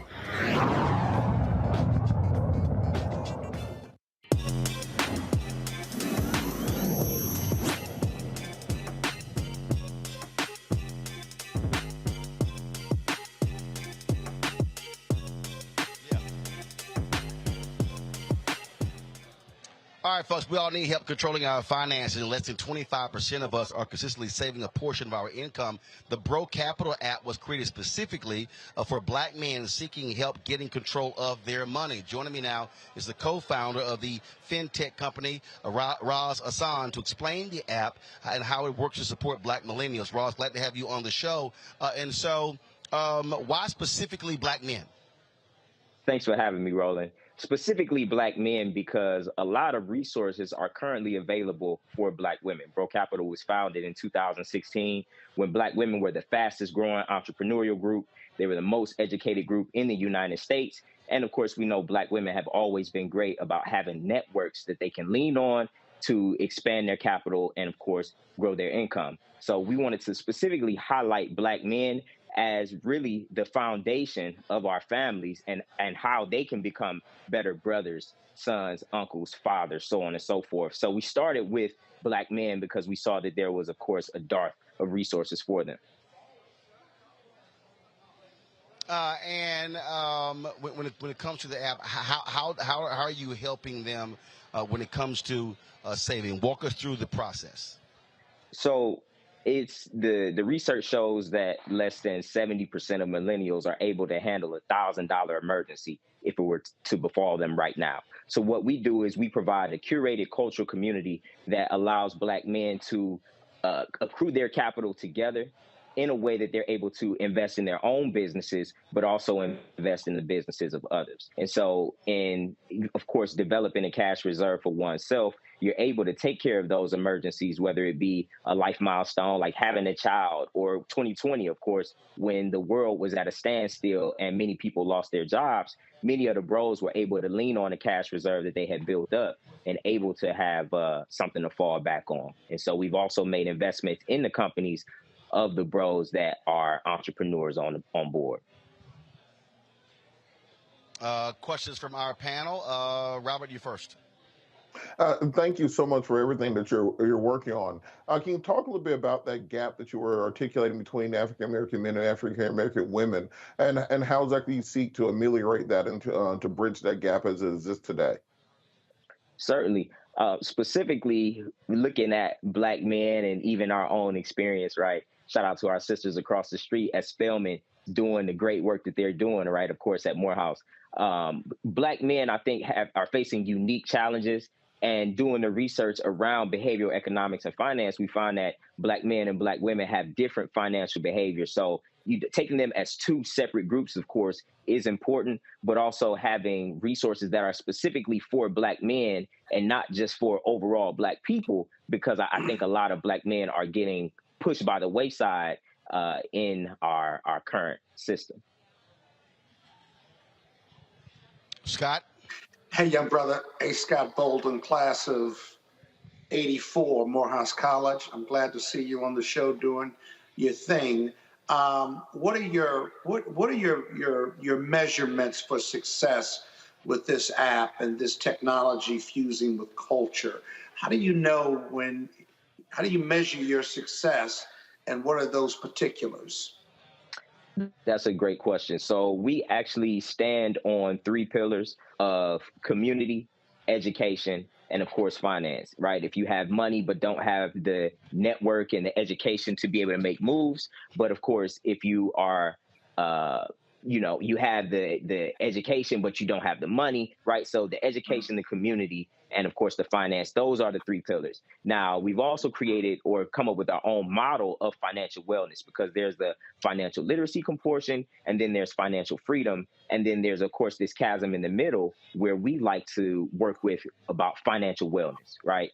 And of course, how do we tell if one is financially well? And of course, there are 4 components. The first is being able to take care of your basic needs. And so with Bro Capital, being able to give guys jobs or be able to provide a network where they're able to get income, right? That's important, to be able to take care of your basic needs. The second thing is, can you handle a $1,000 emergency? So developing a cash reserve, right? Even before we get into investing, I know that's not the sexy part that everybody wants to talk about, but saving is an important part of wealth building, right? And being able to handle a $1,000 emergency. That third component, of course, is, are you able to take advantage of financial opportunities as they present themselves? And then that fourth piece is your closest acquaintances and their ability to take care of their basic needs, a $1,000 emergency, and of course, invest in opportunities as they present themselves. So with Bro Capital, we're providing an ecosystem, of course, that facilitates financial wellness. But if they get there, if I may, Roland, when they get there, though. Scott, I got to go. The reason I got to go because the rally here in Tulsa literally is the way for us to finish the show before they start the rally. So it doesn't matter. It does not matter. We got to go. Folks, check out the Bro Capital app. Pull the information up on. No, I'm trying to explain to you. They literally are waiting on us to finish before they start the rally. We're supposed to start at 6:30, and it is 6:37. That's right. Yeah, you call them. Call your Morehouse brother. See, y'all trying to run your maux. You got one question. You ask your one question. Roz, I appreciate it. Information. Connect with Bro Capital on Instagram, BREAUX Capital, Facebook and Twitter as well. Congratulations on the app. Thanks a lot, bro. Thank you. You have a good night. All right, Scott, Robert, thank you so very much. Monique was stuck in traffic during the entire show. That's why she wasn't here.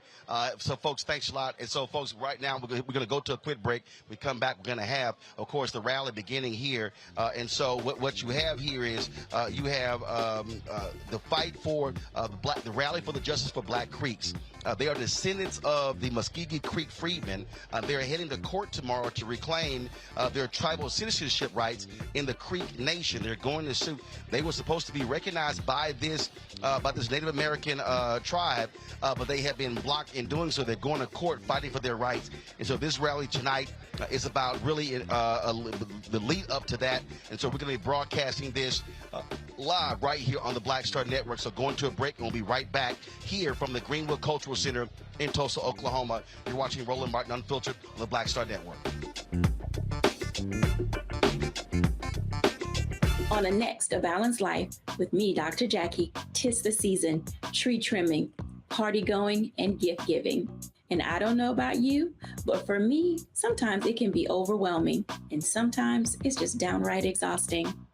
Surviving the holiday season, we've got tips for you for staying sane, solvent, striving, and thriving, and sometimes keeping a little money in your pocket. 2 things just out of the gate. Set boundaries and set a budget. On a next A Balanced Life right here on Black Star Network with me, Dr. Jackie. What's up, y'all? I'm Will Packard. Everybody, it's your man, Fred Hammond. Hi, my name is Brescia Webb, and you're watching Roland Martin Unfiltered. Well, I like a nice filter usually, but we can be unfiltered.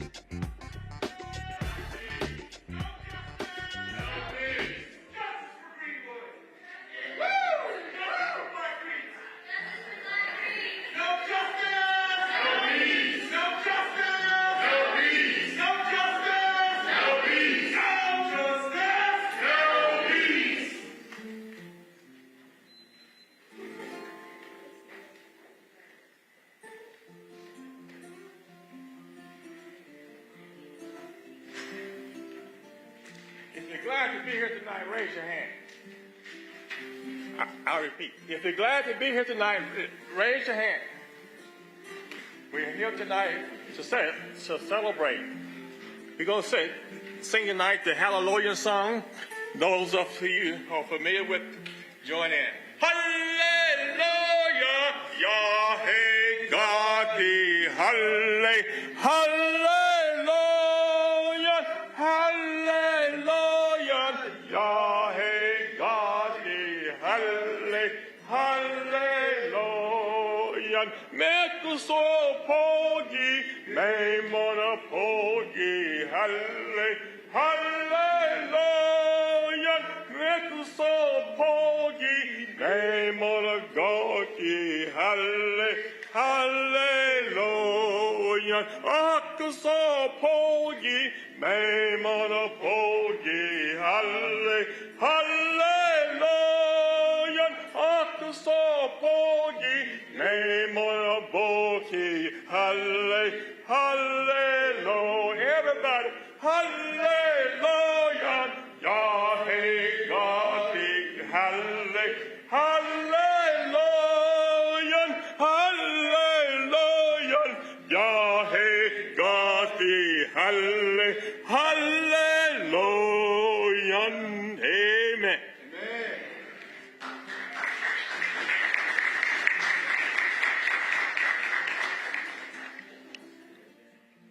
Good evening, everyone. My name is DJ Mercer, and I am a member of the Greenwood community, and I would like to thank Mr. Bailey for his song. It is a song of thankfulness, so I want to have the opportunity to give you all a time to thank Mr. Bailey for singing that beautiful song and leading us as we start this rally for justice for Black Creeks. It's very important to know why we are on Greenwood right now, because Greenwood would not have been able to be a part of it and being a part of Greenwood if it wasn't for Black Creeks. Black Creeks are co-founders of Greenwood, and Justice for Greenwood requires justice for Black Creeks.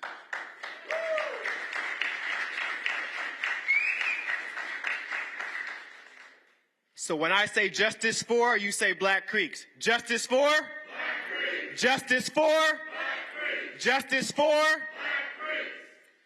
So it is my honor to introduce and also acknowledge several people who are in attendance for today, including Attorney Demario Solomon Simmons, his co-counsel Eric Giles, David A. Riggs, representing their clients, Rhonda Grayson, as well as Jeff Kennedy, and the Justice for Black Creeks Coalition.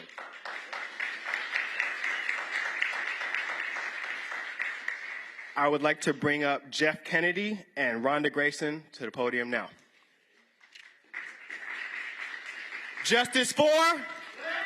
Justice for? Justice for? Who are we? Who are we? Black Creek. Who are we? Black Creek. Who are we? Black Creek. Muscogee Creek. Muscogee Creek. Muscogee Creek. Black Creeks. Muscogee Creek. Black Creek. Muscogee Creek. Black Creek. Who are we? Black Creek. Who are we? Black Creek. Who are we? Black Creek. It's all right. There's a lot of us today that don't really know who we are. This journey's been long, and it has really been tiresome. But as the songwriter says, 99 and a half won't do. Right. Trying to make 100. With that said, I'm just going to, my name is Jeff Kennedy. I am a descendant of freedmen. Ben Grayson, number 5329. His great-grandfather was Chinny Chotke. He was documented as a half-breed, half Indian, half colored, but it also says that he married a black woman. So what does that mean to me? Anyway, I just wanted to also acknowledge Demario Solomon Simmons, his co-counsels, Eric Giles, David A. Riggs, and of course the Justice for Black Creeks. We really appreciate you all giving us this opportunity to just come and bring our fight and join our fight, because we know we can't do it by ourselves. It takes each and every one of you. Again, who are we? Black Creeks. Who are we? Black Creeks. I'm just checking. I'll be checking again. Anyway, just to give you a little bit about my family, we'll just go through that. Of course, in the Civil War, my great-grand-uncle, Quash McLish, he also fought in the Second Cousin Colored, and he was also a private in the 1st Indian Home Guard. I'm just basically saying that to say that whenever there's a call to service, I know at least my family is there. Of course, both fought courageously in the Battle of Cabin Creek in '63, and also the Battle of Honey Springs. Those are the campaigns that was fought in Indian Territory, in case you all didn't know. My family served in the House of Kings and the House of Warriors. We're also listed as the Graysons of the 1967 Creek Law Book. It's really been amazing just waking up and finding out that being in touch with my Africanized Center, I used to think, oh, this is amazing, but to look at the paper and say, Freedmen, who are these people? Where do they come from? To find out that they're talking about me. But for the most part, my name, or they've been calling me all these other names. And it didn't really work for me because nobody wanted to talk about it. Nobody wanted to talk about their past to their kids, so we couldn't pass down those traditions. Virtually, we really don't know who we are. But with that said, moving back, we were also listed on the 1898 census. We did get the 160 acres. So if you are a freedman, your ancestor did receive that 160 acres. I just want to, somebody hear me there? Yes, most people believed in that 40 acres and a view. We got the 160. So if you had 10 members in your family, each one of those family members got 160 acres. So if you had 10 people in your family, that's 1,600 acres. What you gonna do with that? There you go. Anyway, make a long story short, 1938, moving forward, we're in a tribe, we've got our land. The 5 civilized tribes wrote a letter to the solicitors. And they asked, how do we eliminate the freedmen? So again, they're talking about us. We're some of the most documented people. We can go back about 5 generations, whereas everybody else can't. We're the only ones in the nation that's got an 1890 census. They said the 1890 census for the United States had burned down. We're documented. So if anybody want to challenge that, let them challenge those documents from 150 years ago. You can prove this. After the solicitors comes 1979. The Creeks had an illegal vote, voted out my family, totally disenfranchised my family, totally disenfranchised your family. Can I hear that again? That's right, Jeff. That's right. My family, our family. And so here we are today on the precipice of a groundbreaking decision tomorrow. And we hope that you all there as we finish this journey with who we are. Who are we? Who are we? Stand it. Rhonda Grayson.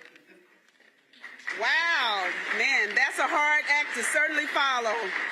All right, Jeff Kennedy. I am Rhonda Grayson, one of the founding members of the Muscogee Creek Indian Freedmen Band and chairwoman of this great organization. We are certainly delighted to be here tonight on this momentous occasion. And so we are praying and hoping that Judge Miser will make the right decision, the only decision that she can make, which would be fair and just, is to honor the Treaty of 1866. Treaties are the supreme law of the land, and so the law is on our side. So we are here seeking justice for Black Creeks, the people known as Creek Freedmen. 43 years ago, the Muscogee Creek Nation exiled the Black Creeks from the nation in violation of the Creek Treaty of 1866. And as I stated, this Creek Treaty has not been abrogated. It is still good and valid law. We need each and every one of you to stand with us and to demand that the Creek Nation honor the Treaty of 1866. It is still good law. And so that is what we are here for. This is the occasion that we're here for. And before I sit down, I just want to stand and thank Attorney Demario Solomon Simmons. He has been on this journey with us for a very, very long time. I've known him ever since he was a young lad. He's been on this journey with us, and I kept that phone number. I kept it close because I knew we would need it for such a time as this. And thank God for clients like me, because clients like Jeff and Sharon that harass him and get on his nerves, but then there's this good client, Rhonda Grayson. Isn't that right, Demario? That's right. But anyway, this is a great occasion. We're glad to be here. We're so thankful for Justice for Greenwood and the Terrence Kutcher Foundation, who has just gotten behind us and just has supported us along the journey, and so many others who have supported us on this journey. And so we're just excited. We greatly anticipate the decision on tomorrow. There's only one decision that she should make, and that is to affirm the citizenship rights of the Black Creek, the people known as Creek Freedmen, and bring us home. Redeem our ancestors and bring us home. And my goal is that they redeem us, make a public apology, and call every one of their names. Call them by names.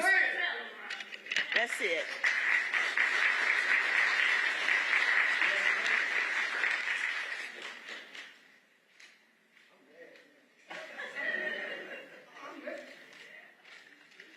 Justice for? Justice for? Justice for? So now I would like to bring a couple people up to the podium. Special guests from Dr. Crusher. The first one I'd like to bring up is Michael Vaughn. So Michael, come up. You'll have 2 minutes to tell the people. Let's give it up for him.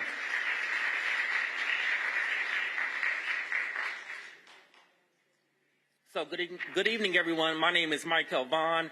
I want to thank you all for your role in this fight. Thank you, Demario, for your role in this fight. I am here on behalf of my family, who can't be with us right now.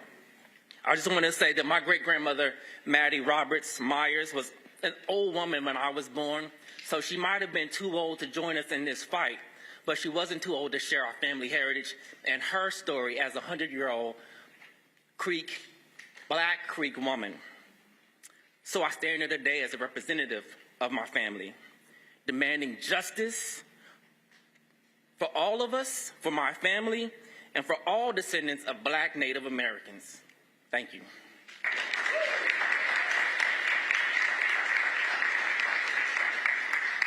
I'd like to bring back up the amazing client, Rhonda Grayson, to talk about her family. So listen, guys, I got really excited and I was mesmerized by Jeff Kennedy's speech, and so I forgot what my assignment and task was for tonight, and I sat down, so I'm sorry. I apologize. So, my ancestor, so we talk about the Creek Freedmen, Black Creeks, the people known as Creek Freedmen.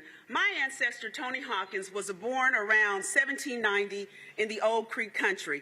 Oftentimes we hear these stories about the Trail of Tears and how Native Americans came across these Trail of Tears and they suffered from pneumonia, exposure, disease, and many of them did not make it. But what the story often fails to tell is the story of the Black Creeks, the people known as freedmen. We are descendants of those people.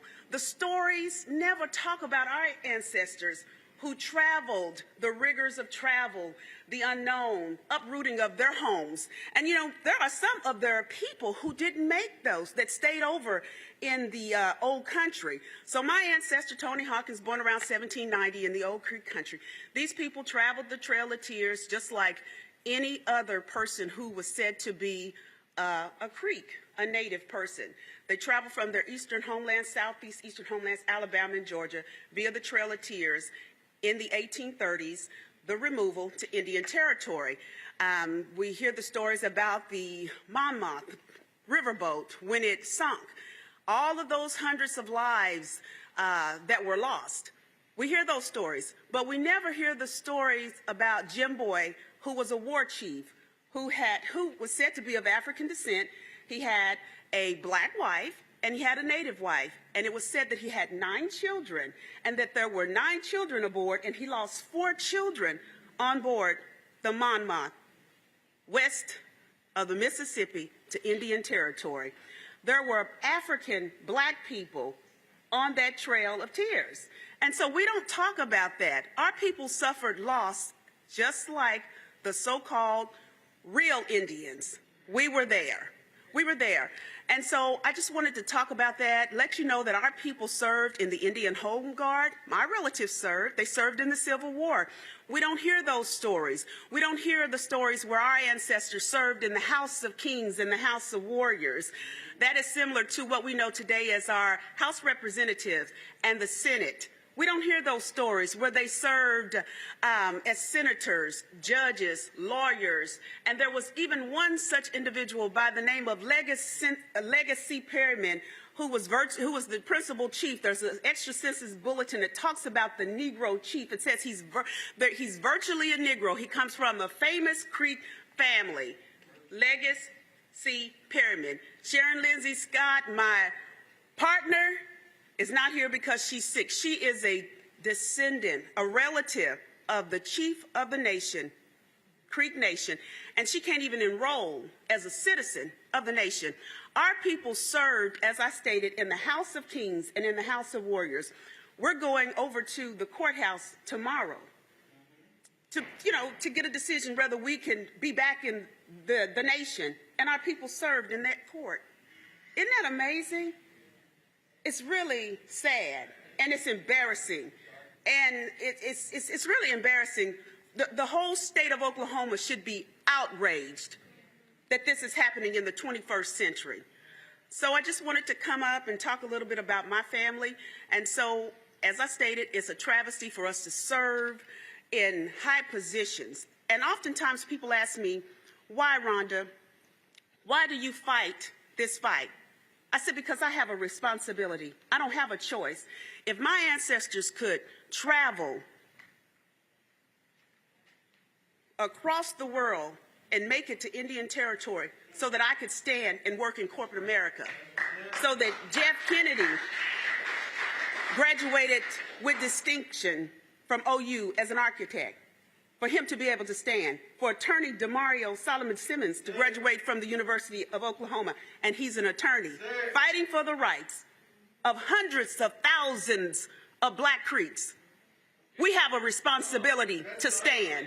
We should stand and we should fight. That's why we fight. And we will continue to fight.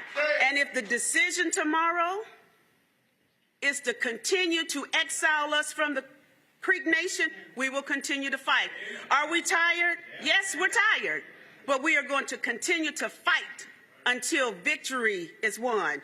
You know, our ancestors, they fought for us, and we have to fight for them. And we are going to continue to fight. Yes, we could be doing something else. We could be traveling across the world, but yet and still, we fight because we have a responsibility to fight. And so I think I've talked enough here. So I'm going to call our next guest to speak up. Next guest, let's see here. Christy, have you spoke? You haven't spoke, have you? Christy, come up and speak.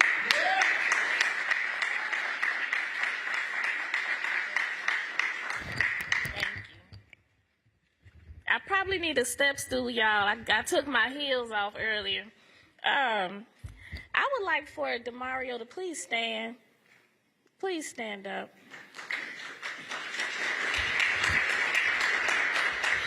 Everyone, please just give him some love. Y'all can do better than that. Give him some love.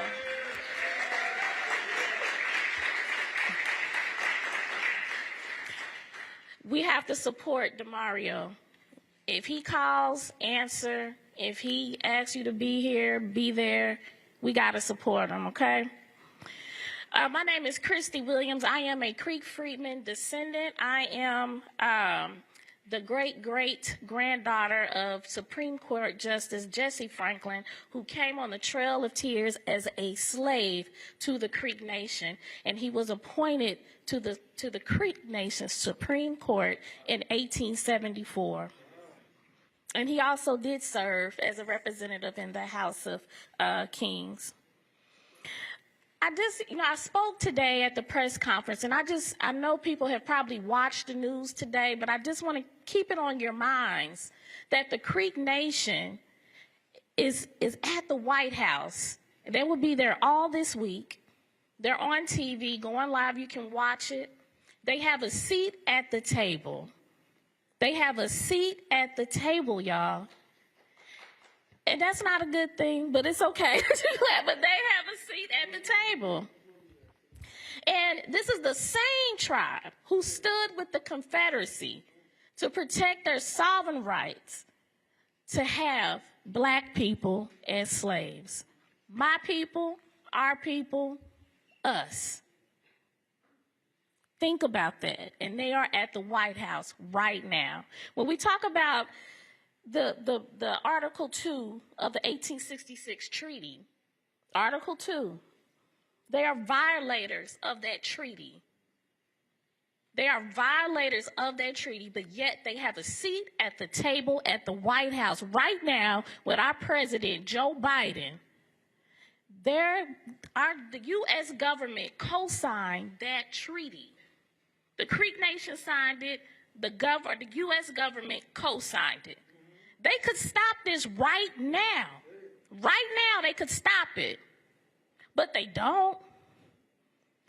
They send mass support for voter rights in Georgia, and rightfully so.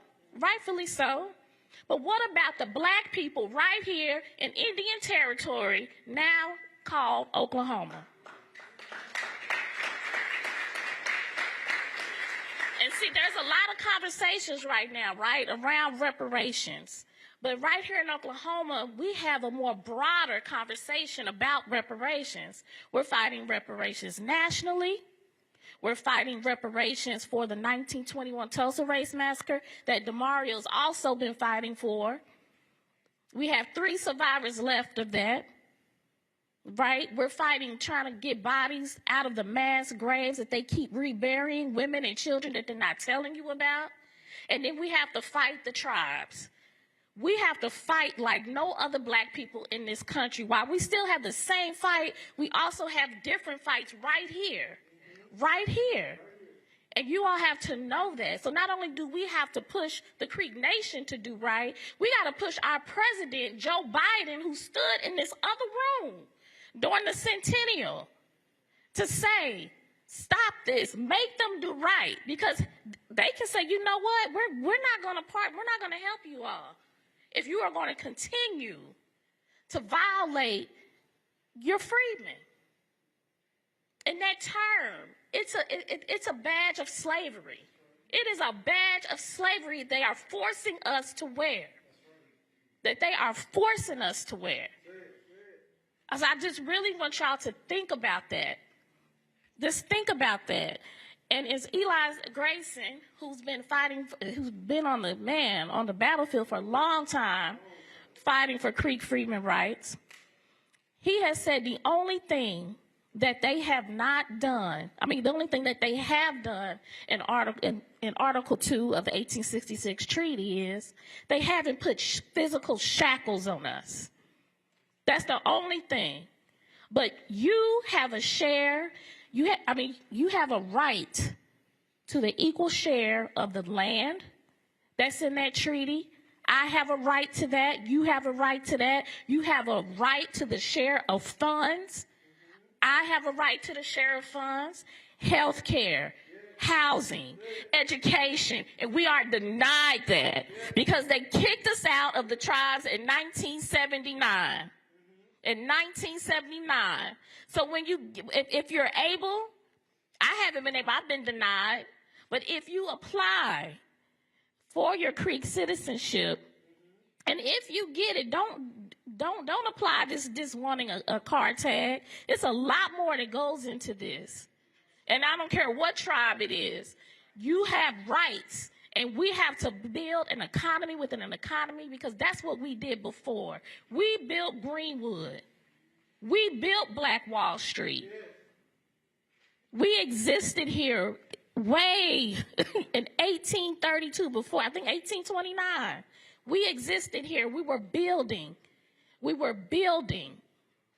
And so I just want to just keep that on your minds. But I also want to leave you with this. Joe Biden, when he was here, President Joe Biden, he said, we can't just choose to learn what we want to know and not what we should know. We should know the good, the bad, everything. That's what great nations do. So, Creek Nation, you can't cherry pick what parts of this treaty that you want to go by.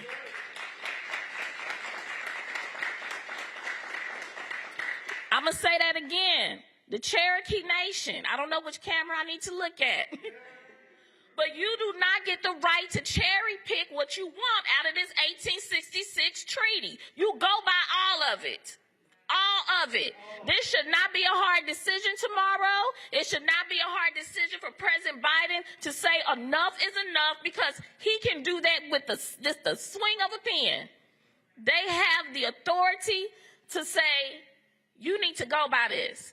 Joe Biden has the responsibility to make sure that he protects the rights of freedmen. Period. Period.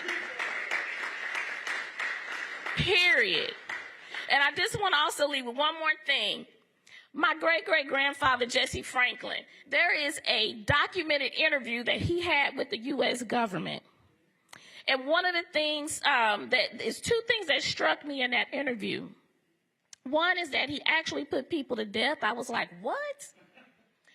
But the other thing is when they asked him, they asked him, are you black? He said, I'm Creek. Thank you.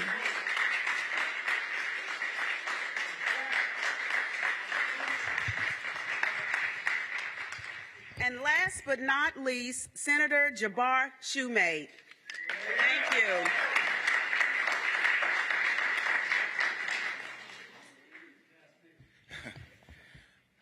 Good evening, and thank everybody for coming out. And I just want to say what was in my ear after hearing my dear sister Christy say a few words is that I really do feel change is in the air, and we know Brother Baldwin said that, you know, nothing really can be changed until it's faced, and I want you all to give Attorney Demario Solomon Simmons a round of applause for making sure that this issue is faced. We can do better than that. We can do better than that.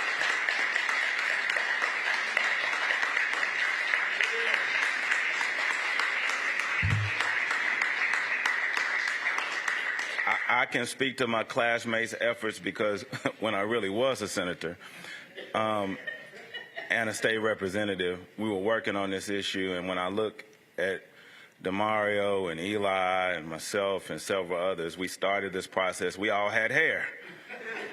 Now we don't have no hair. So it's time. We've been at this a long time, and it's really time to see the right thing done.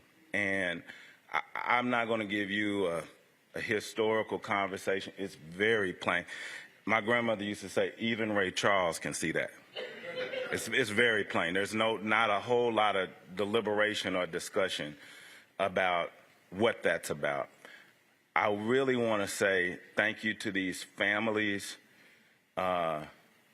Grayson family, all of the families that have been involved. I'm a descendant of the Sales family, of Harry and Jane Sales of Wagner County. Actually, Freedmen, whose allotment constituted the original plot of land for Broken Arrow. You can go to the Broken Arrow Historical Society and see that. I haven't seen it because I don't want to see an award or a plaque in a historical society. I want my heritage. And so it's real personal for me, this piece. I don't often speak about it because my grandmother raised us eating safsky and speaking the language and singing the songs, culturally united as a black woman and a Creek woman. And I would be remiss if I didn't acknowledge any descendant of Harry and Jane Sales who are here far beyond me, have fought this battle. If you will stand, if you're in the room, please stand. Some are, thank you, my cousin Signe and others, the Ford family and Sales family. I just want to acknowledge them because I really stand on their shoulders. I'm speaking as a member of that family, but I think even more personally, I know as a former elected official in this state, it is very difficult to have two sets of rules. And many times we fought for a long time to allow these tribes to have a different set of rules. And we're not begging for anything. I was told as a child to pray not to just do things right, but do the right thing. So tomorrow, walk into that courtroom with these folks and demand that they do the right thing.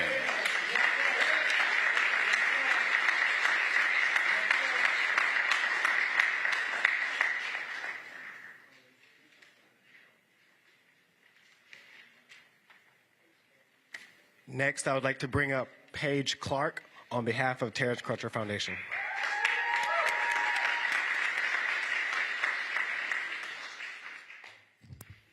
Okay, can I get the microphone right? First question.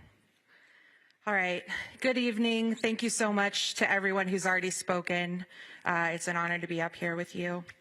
My name is Paige Clark. I am a Muscogee Creek Nation citizen, and I am here with you all tonight to insist that non-Black Creeks stand in solidarity with Black Creeks in this court case.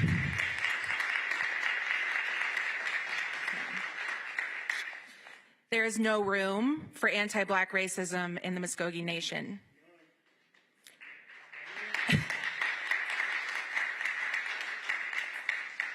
Historically, culturally, presently, it is blatantly obvious that Black Creeks belong in this tribe. Not only is it immoral to deny citizenship, but it is illegal according to our own treaty. I know so many non-Black Creeks who quietly support this court case, who quietly stand with us and what we're talking about. But I am here tonight to proclaim loudly that non-Black Creeks shout this from the rooftops. So thank you to all the families. Thank you to everyone who's fighting. It's really, really appreciated, and you're not alone. Thanks.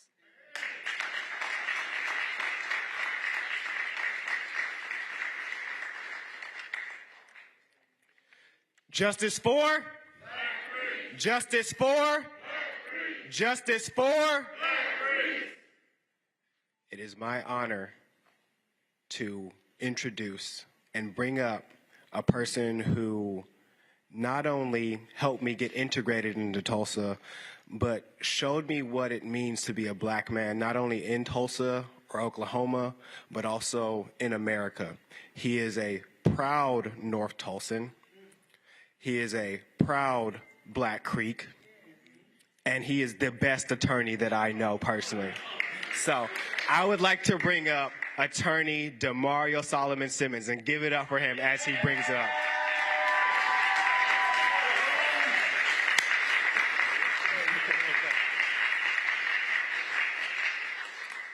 Man, this is awesome. I want to give y'all my whole case tomorrow, but I won't do that.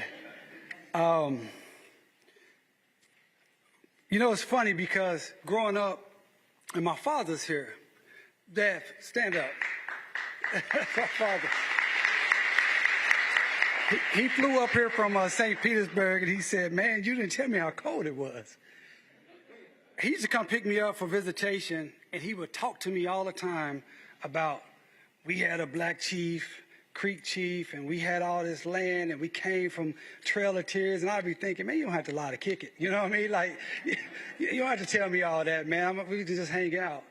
And when I found out and really realized that that was accurate, it just blew me away.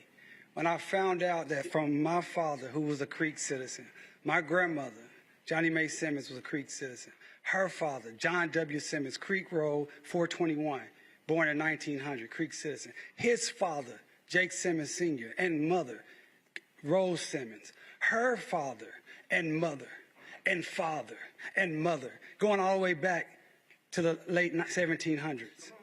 We have to understand something, that when we talk about this badge of slavery, Creek Freedmen, that they forced upon us, frozen us in time. Some of our people were enslaved by the Creek Nation. That's true. But there were also black people here when Columbus got here that were part of the Creek Nation. That's true. And we have to understand that regardless of how we got here, enslaved or free, our people deserve the right to be who we are. The treaty is clear, and I know we keep pointing to it because earlier we had it up here. But it says specifically that among the Creeks, if you know it, say it with me, are many persons of what? African descent, who shall have and enjoy full citizenship and the rights and benefits thereof. That's the treaty language. That's what's in front of the judge tomorrow. That is what she has to decide. Is the Muscogee Creek Nation a nation of laws or of men and women? Is the Muscogee Creek Nation, as the famous quote goes, great nations like great men keep their word? They had their word in 1866, June 14th. And that document was negotiated and signed by 5 individuals. One of those individuals was my 4-time great-grandfather, Cal Minko. He signed that treaty. You can look it up, but they erased him from the Creek Nation's history. You don't see anything about it. She talked about Legacy Perryman. That's another blood relative of mine. Mose Perryman, the founder of Tulsa, basically. Direct descendant from him. Yet they're going to tell us we're no longer allowed to be in the nation. It's a travesty. It's ridiculous. It's ridiculous. I want to acknowledge a few people before I continue. First and foremost, I want to acknowledge the Muscogee Creek Indian Freedmen Band, Rhonda and Jeff and Sharon, who's now here. Give it up for them again.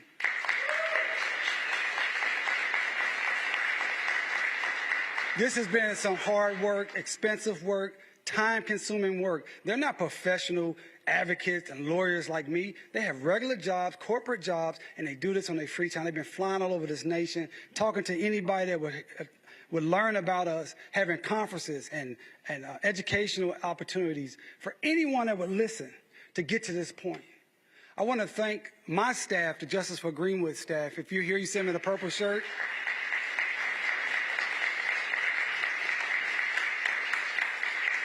Because we understand that Black Creeks were the co-founders of Greenwood and its Black Wall Street. If there were no Black Creeks, there would not have been a Greenwood. And to have justice for Greenwood, you must have justice for who? Black Creeks, no doubt. I want to thank our coalition partner, our partner on everything, the Terrence Crutcher Foundation. And particularly, I see my sister back there. She don't want to be up front tonight, but Dr. Tiffany Crutcher. Give it up for Dr. Tiffany Crutcher. Yeah, give it up for Dr. Tiffany Crutcher. Has taken this city by storm, this state, because of the tragedy that happened to her twin brother that was shot in cold blood by Betty Jo Shelby in the city of Tulsa. She's taken that pain into purpose and pouring it all out for us to continue to get our rights because Terrence's rights were violated. I want to acknowledge my legal associate, Kimberly Hepton-Kemper. She's standing back there. Raise your hand, Kim. She's shy as can be. And my law firm, Solomon Simmons Law. We have several people working on this case. They couldn't be here tonight. My co-counsel, David Riggs of Riggs Abney, and Eric Giles, they couldn't be here yet. They will be here, be in court with me tomorrow. Also, I would be remiss if I didn't acknowledge my friend and my original Creek client, Ron Graham. Ron, please stand.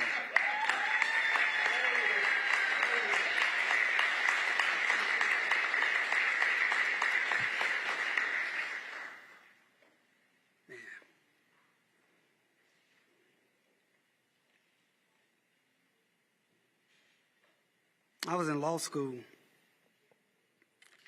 and I met Marilyn Vann, who's another great advocate of this issue, and I met Ron Graham, and they were working on this case by themselves, pro se. Ron was fighting the Creek Nation on a typewriter, and they asked me would I help, and I didn't know nothing. I said, yes, I'd love to help, and I got involved in the case, and I said, man, this is bigger than me. I can't do this. I'm just out of law school. And Ron, the co-plaintiff, Fred Johnson. Mr. Johnson died several years ago. He was a lovely man. And I remember he saying that his grandfather, who was a Creek, told him one day, you're going to have to fight to prove that I'm your relative. And we had a case in 2005, 11-day trial, the Creek Nation. They treated us like trash, didn't they, Ron? Ron had applied like 8 times up until that point, and it got denied with the same letter that said, you're nothing but an ex-slave. You have no Indian blood, denied. We proved over 11 days how they treated black Creeks with humiliation, degradation, called us niggas, slaves. We proved it in court. And their Supreme Court, 2 years later, overturned our victory. They thought we were going to be finished. Here we are 15 years later, going in with this energy. It's a different world. You know, when George Floyd happened, that knee, everybody saw that knee on George Floyd's neck, but it was the knee that's been on the neck of black people for 400 years, and goddamn it, we ain't taking it no more.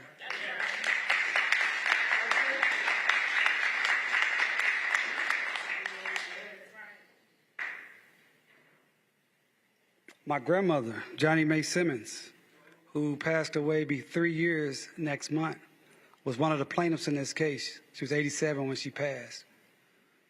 She was heartbroken to have her heritage stolen, stripped and stolen from her. Her history, her culture. She spoke Creek. She lived on the Creek allotment. She said, I don't understand I can just do this. How can they just one day say, I'm not who I am? So when they asked us what this is about, yeah, we want our health care benefits because we're entitled. Yeah, we want our educational benefits because we're entitled. Yeah, we want our housing benefits because we're entitled. Yeah, we want every other benefit that any other Creek because we're entitled. But more importantly, more invaluable to any of that is we want to affirm who we are and who our ancestors were and not allow you to take their hard work over hundreds of years, centuries, erase it like we don't matter. So tomorrow, we're going to present the best case the Creek Nation has ever seen. But at the end of the day,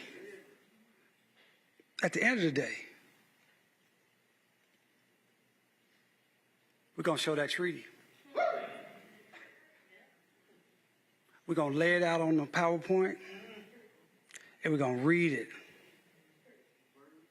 And we're going to ask the Creek Nation. Now, aren't you the same nation in 2020 with the McGirt decision?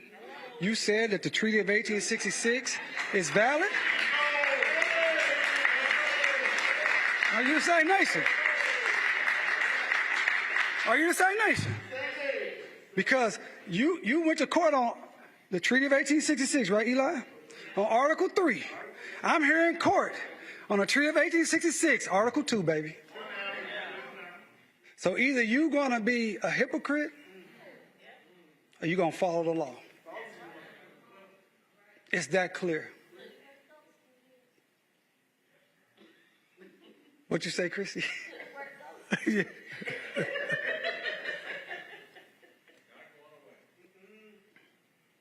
I fully expect, Jabbar talked about his grandmother, my grandma would say, claim it.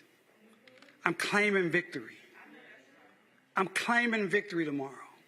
I don't claim victory because I'm not the judge. I don't make the decision, but I believe that our judge is a fair judge. I believe that she believes in the rule of law. And if she believes in the rule of law and reads the law as plainly written, there's no other decision. It's the same thing that the Cherokee tried to do, the Seminole tried to do. This treaty is very, very, very clear. I want to leave you with this.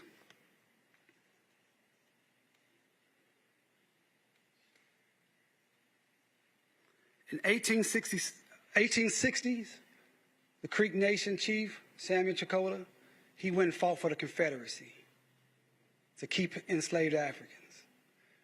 When they lost that war and the treaty was signed in 1866, that same guy who was fighting for the Confederacy became the chief, one of the chiefs of the Creek Nation. And one of the first things he did was to fight Black Creeks of getting our per capita payment.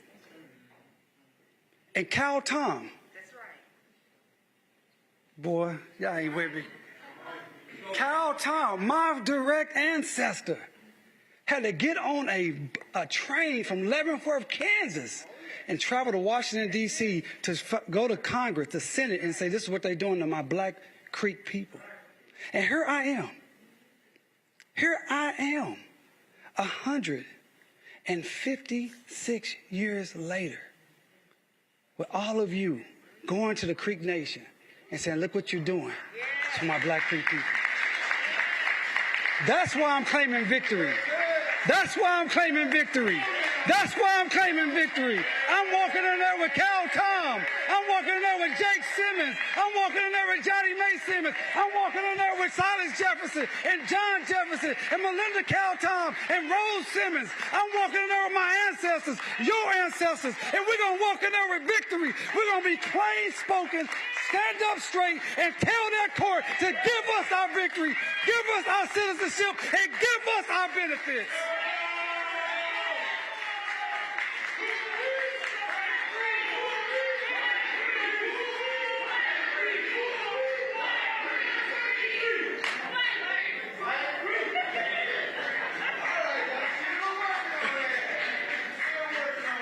I'm like, Ron, I got riled up. I forgot what my next assignment was. My next assignment was to bring up and introduce a good friend of mine. He really doesn't need any introduction. I'm talking about Roland Martin. Before he comes, I want to tell you I've known Roland now about 17 years. We met first, and he may not remember this, but he probably does because he's always, he's an alpha and he thinks he's, so much better than us Qs. But I met Roland first in Las Vegas at a National Association of Black Journalists conference. I guess it must have been like 2007. And he was down there just running his mouth, arguing with everybody. And you know me, I love to run my mouth and argue too. So we've been at it ever since. But I appreciate this brother. This guy does so much for Black people in America. He covers stories all around this country that no one else will cover. And it is something that takes a tremendous amount of sacrifice. He could be on any network making a lot of money, doing a lot less work. But he sees a need for our stories to be covered. This brother is here tonight in Tulsa, Oklahoma,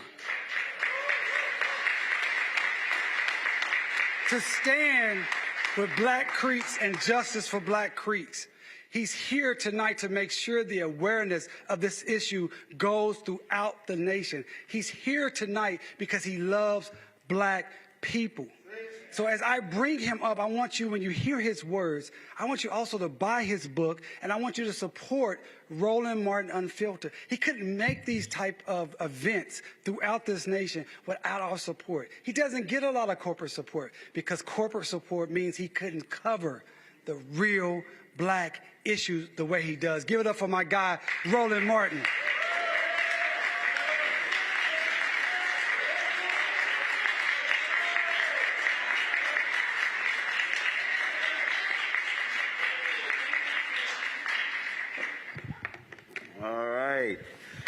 I appreciate it. And DeMario says he likes to argue, but he can't out-argue me. You might be a great attorney, but you cannot out-argue an alpha. You know better than that. Definitely glad to be here. Before I start, let me shout out. You black people, you always gotta shout out Jesus and your mama and your daddy. Today is my mom's 75th birthday. She's watching. She's watching. Black people, real black. They like, hey, we're watching. Okay, I got you.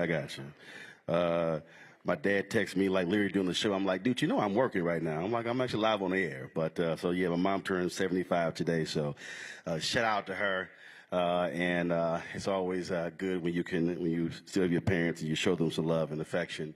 And I appreciate being here. We're live streaming this on the Black Star Network. We've been in Georgia the last couple of days, broadcasting from there, supporting Senator Raphael Warnock in his re-election bid against that buffoon. And we literally go back to Georgia tomorrow. First thing tomorrow morning, we'll be there through the election day, December 6th, because that's an important election, not just for Georgians, but also for all of us around the country, because of the importance of the United States Senate.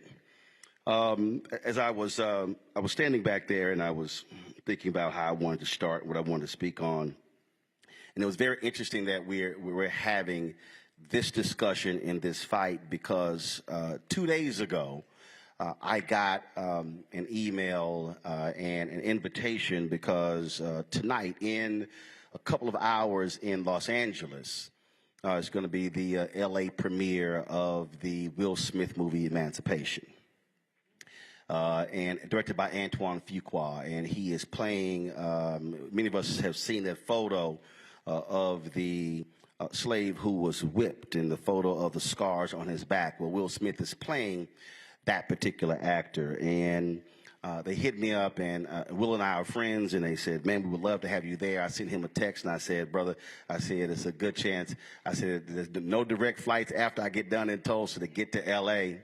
I said, but certainly good luck, with the film. And so they said, hey, look, we really want you to be here. And I said, I understand that. I said, but y'all hit me about 5 days late, because DeMario was swept me like a bill collector to be here in Tulsa.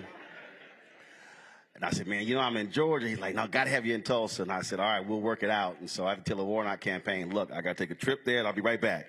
And it's interesting to juxtapose those two. So you have this Apple film that's coming out telling this story of this black man, and it's titled Emancipation. And here we are in 2022 still talking about emancipation. I'm a native of Texas, Houston, and born and raised. And for us, Juneteenth is something we've always celebrated, that's where it came from. Now it's a federal holiday, and so it's new to a whole lot of folks.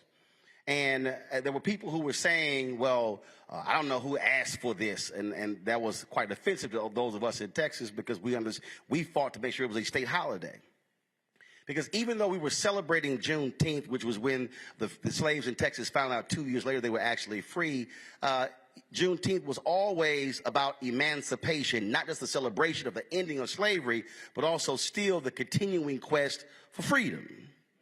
And if anybody understands the history of black folks in this country, we have been on a consistent quest for freedom and have never actually achieved freedom in this country.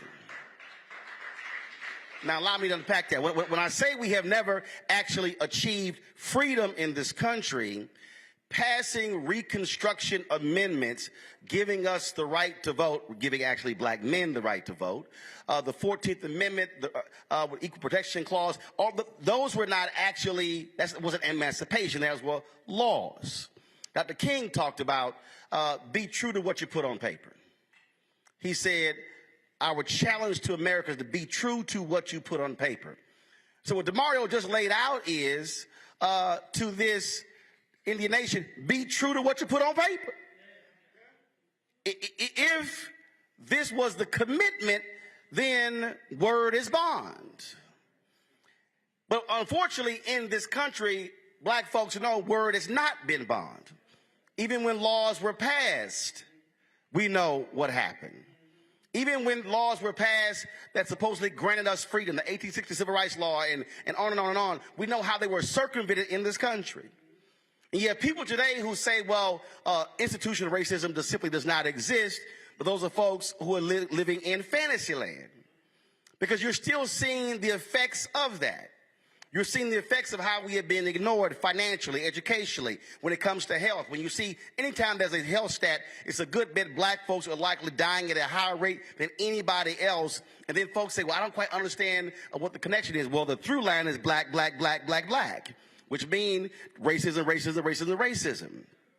And what we also have seen in this country is that when we have fought to change America to live up to what it put on paper, everybody else has benefited.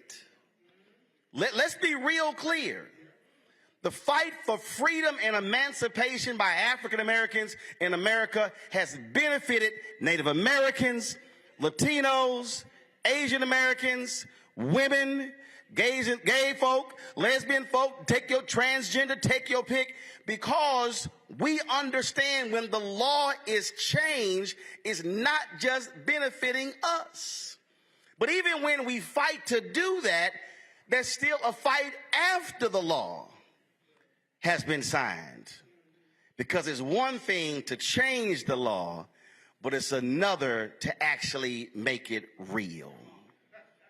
And see, that's the real challenge. If you read Dr. King's book, Where Do We Go From Here, Chaos of Community, he said it didn't cost America much to allow us to swim in swimming pools, to go in parks, for us to be able to go to restaurants. He said, but the question is, will America write that much larger check? And that really is where we are in 2022. We have folks who say, well, man, why do we have to keep fighting? Well, first of all, if you are black in America, you are born having to fight. In fact, if you really want to go there to understand the plight of African Americans, when you look at the black mortality rate, when you look at black women dying at a higher rate just to have children, hell, we're fighting just to be born. We're fighting just to get prenatal care. So really, the fight for black folks exists before we've been born. The fight exists in the womb. And so it simply comes with being black in this country. And so what I say to folks who are younger, they say, well, why do we have to do these things? It's called your turn. It's called batter up. It's called tag in. Because Jackie Robinson wrote, his book is called I Never Had It Made. He wrote, if one black person is not free, I never had it made. And that's really what this is about. There's somebody here, you might say, well, or somebody who's watching, they say, yeah, but you know, I'm like, I ain't Black Creek. That ain't got nothing to do with me. Yes, it does. Because today is Black Creek, tomorrow could be you. Right now, in Tennessee, they determined that Tennessee State University, HBCU, has been underfunded to the tune of $577 million. And just a few weeks ago, they're interviewing the president of Tennessee State University, trying to figure out why they had this explosion of black students coming to the university and why they had to put them in hotels and saying, well, you knew you didn't have the space, but then why you were sitting and put them in hotels? Well, why in the hell you ain't giving them the $577 million to build dormitories? And so I've said to some people in North Carolina or in Ohio, that's still a fight for us.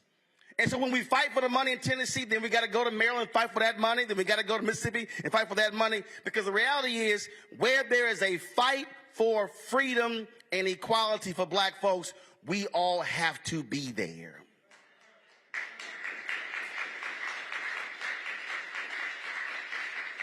And so we can ill afford to say that's not my fight. When the fact of the matter is, it is our fight. We were here for the 100th anniversary of the race massacre. And we were here broadcasting in that room right there. And President Biden came and spoke. He made a comment about what they were doing when it comes to contracts. And I remember I made a comment on Twitter. I said, well, let's just make sure that money goes to black folks and not white women. So I got a call from the White House. The next day, as I was at the airport, they were not happy with what I tweeted. Well, first and foremost, one, I own my show. I own my network, which means I don't have a boss but Jesus. So you can't call somebody to get me to stop doing something because ain't nobody to call above me. And when I got the call, I said, well, what did I say that troubled you?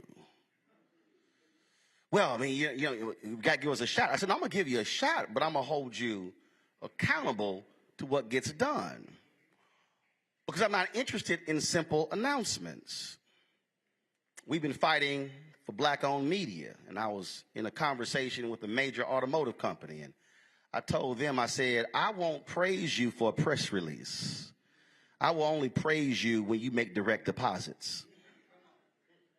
And there some folks have come to me and they say, well, man, why you got to go so hard? I said, because if you ain't talking about money in America, you're not having an American conversation. It reminds me of that scene from Malcolm X when Brother Johnson got beaten by the cops and they went to the police station and they said, go get some help. And then they call the ambulance and the cop turns to Malcolm X, played by Denzel, and he says, all right, you got what you wanted, now y'all can go. He said, no, I'm not satisfied.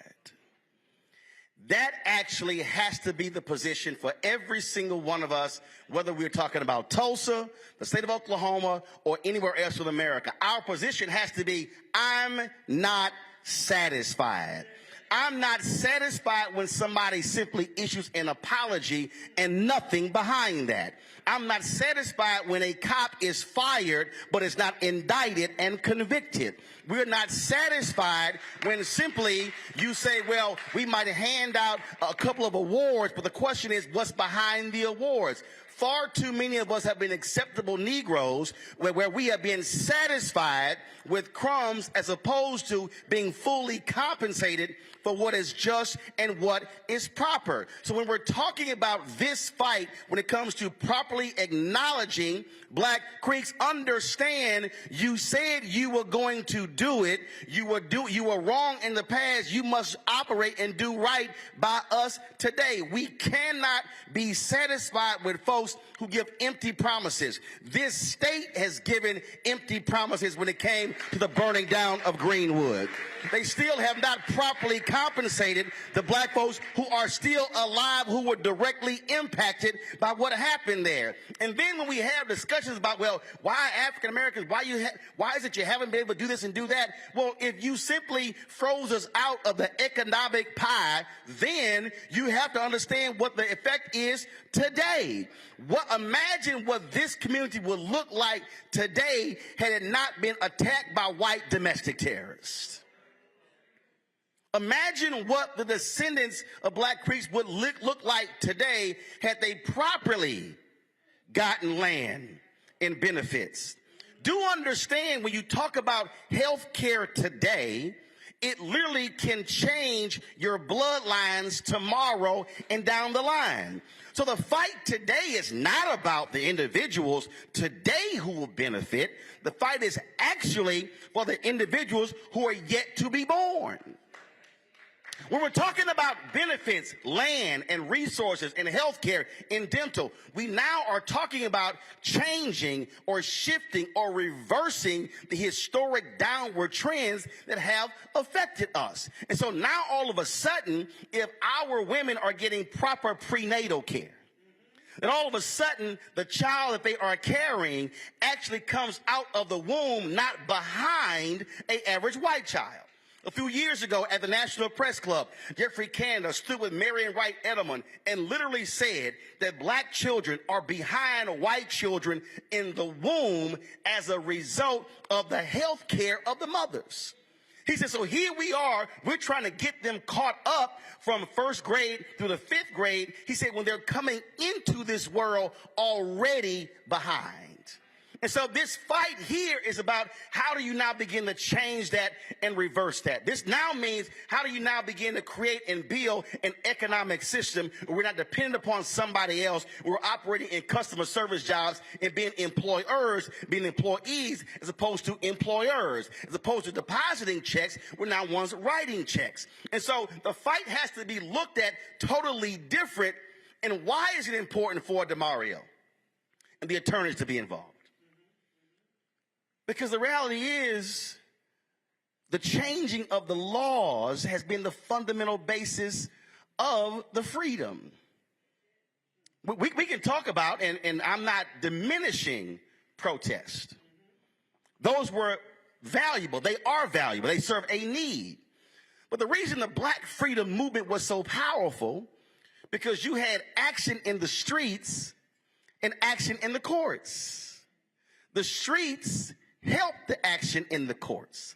The streets changed the public perception that then impacted the perception of the judges. So the role of Thurgood Marshall and the NAACP Legal Defense and Education Fund was aided by the protests. The lawyers needed the action in the streets. The lawyers and the folks in the streets needed the action in the suites. They needed all of these forces moving at the exact same time. So then you had black media that served a role. You had black educators that served a role. You had black lawyers serving a role. Black business owners like A.G. Gaston and others who were funding the movement serving a role. Then you had the folks who were cooking the food serving the role, and the folks who were taking care of the children serving a role. What I'm laying out to you, everybody had a job to do when it came in trying to actually gain freedom. So leaving here, what you should be asking yourself is, what role am I going to assume in this fight for freedom, for emancipation? And so you might say, well, I showed up tonight to the rally. All right, that's good. But what about tomorrow? Now, what happens tomorrow? Tomorrow is the legal battle. Now, it may not go the way you want it to go, but then what's next? And so everybody has to make a decision, and that is, what role am I going to play to ensure that justice is done for Black Creeks? And let's say tomorrow goes well. Let's say the right outcome is announced. Then you likely will celebrate. And if you celebrate, great, celebrate. But 24 hours later, you should then say, what's next?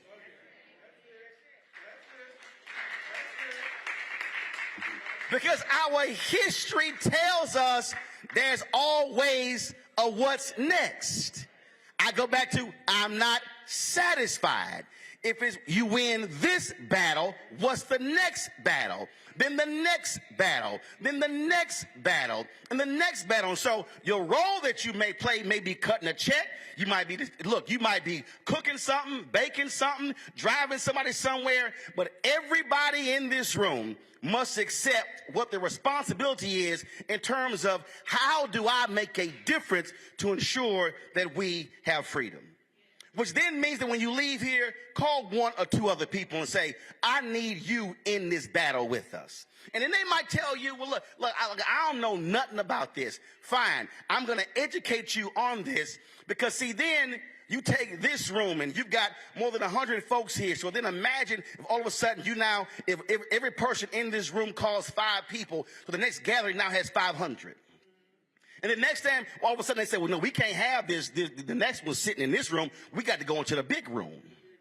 And then after you go into the big room, you may say, well, look, to the next one, if 500 call 5, that means the next event's going to have 2,500. We can't have this in the big room. We're going to have to go across the field, across the street, because we can't accommodate that. Now, that's not DeMario calling them. That means you calling 5, and you calling 5.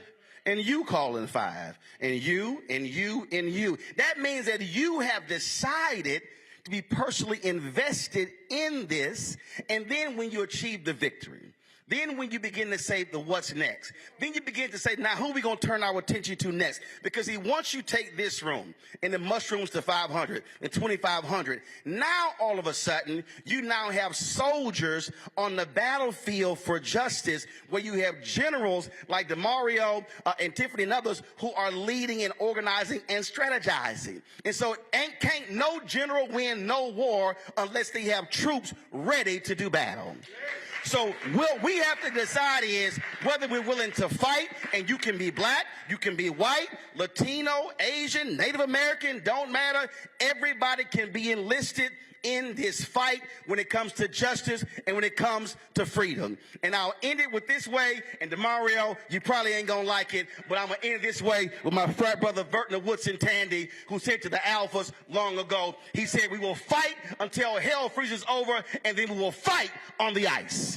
That's our battle.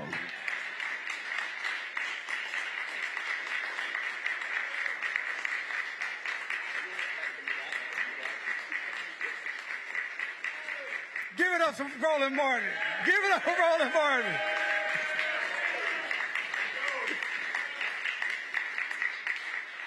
Oh, I see my beautiful wife just walked in, Mia Fleming. Give it up for my wife, Mia Fleming. Listen, DJ is going to close you guys out, but I wanted to just say something real quickly. Congresswoman Sheila Jackson Lee from Houston, Roland's hometown. I talked to her, and I wanted to make sure I told you, she wanted to be here tonight and tomorrow for the hearing, but she's in session, and she couldn't get down here. But she said, DeMario, and if you ever talk to her, Roland knows this, she does not play. She said, you tell the people I'm with the Black Creeks. I'm standing with the Black Creeks. I'm fighting with the Black Creeks. And I am there, even though I can't be personally, I am here with you guys, and I will do all that I can as a congressperson to help the Black Creeks. So if I had not said that, and she saw this on Roland, I would have got a phone call. So I just want to make sure, Congresswoman, I delivered the message. DJ.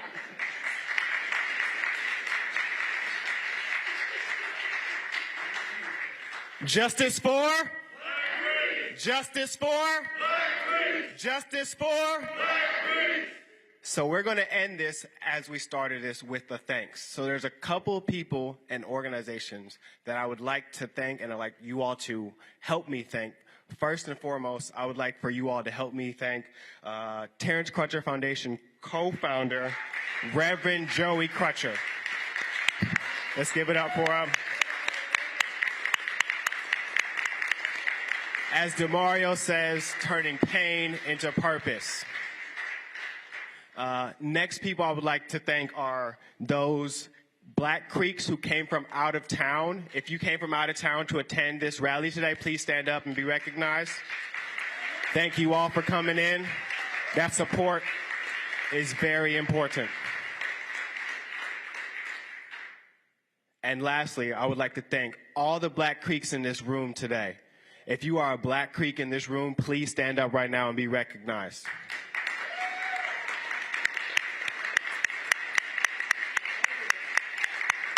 Yes. That's incredible. So there's a couple things we can do as well.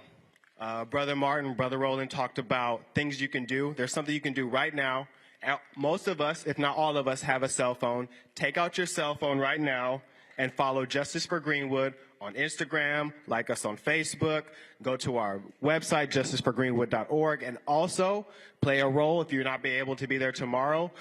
Do a donation at justiceforgreenwood.org. So I also want to thank you all immensely for coming out today. The first part of it is showing up. Without showing up, there's nothing else that we can do. But you all showed up, not only for yourselves, but for Tulsa, for Black Creeks, as well as your ancestors. So I'll finish this how I started. Justice for? Black Creeks. Justice for? Black Creeks. Justice for? Black Creeks. And one last thing, I saw somebody walking towards me. If you would like to go to the bus tomorrow for the hearing, please see a TCF team member, like the wonderful Jayla right here, or Diamond back there waving. They have Terrence Crutcher Foundation shirts. Also my friend back there with the Black Wall Street shirt who led us and started off with that amazing chant. So, also, just hot off the press, go to RolandMartin.com to purchase his book.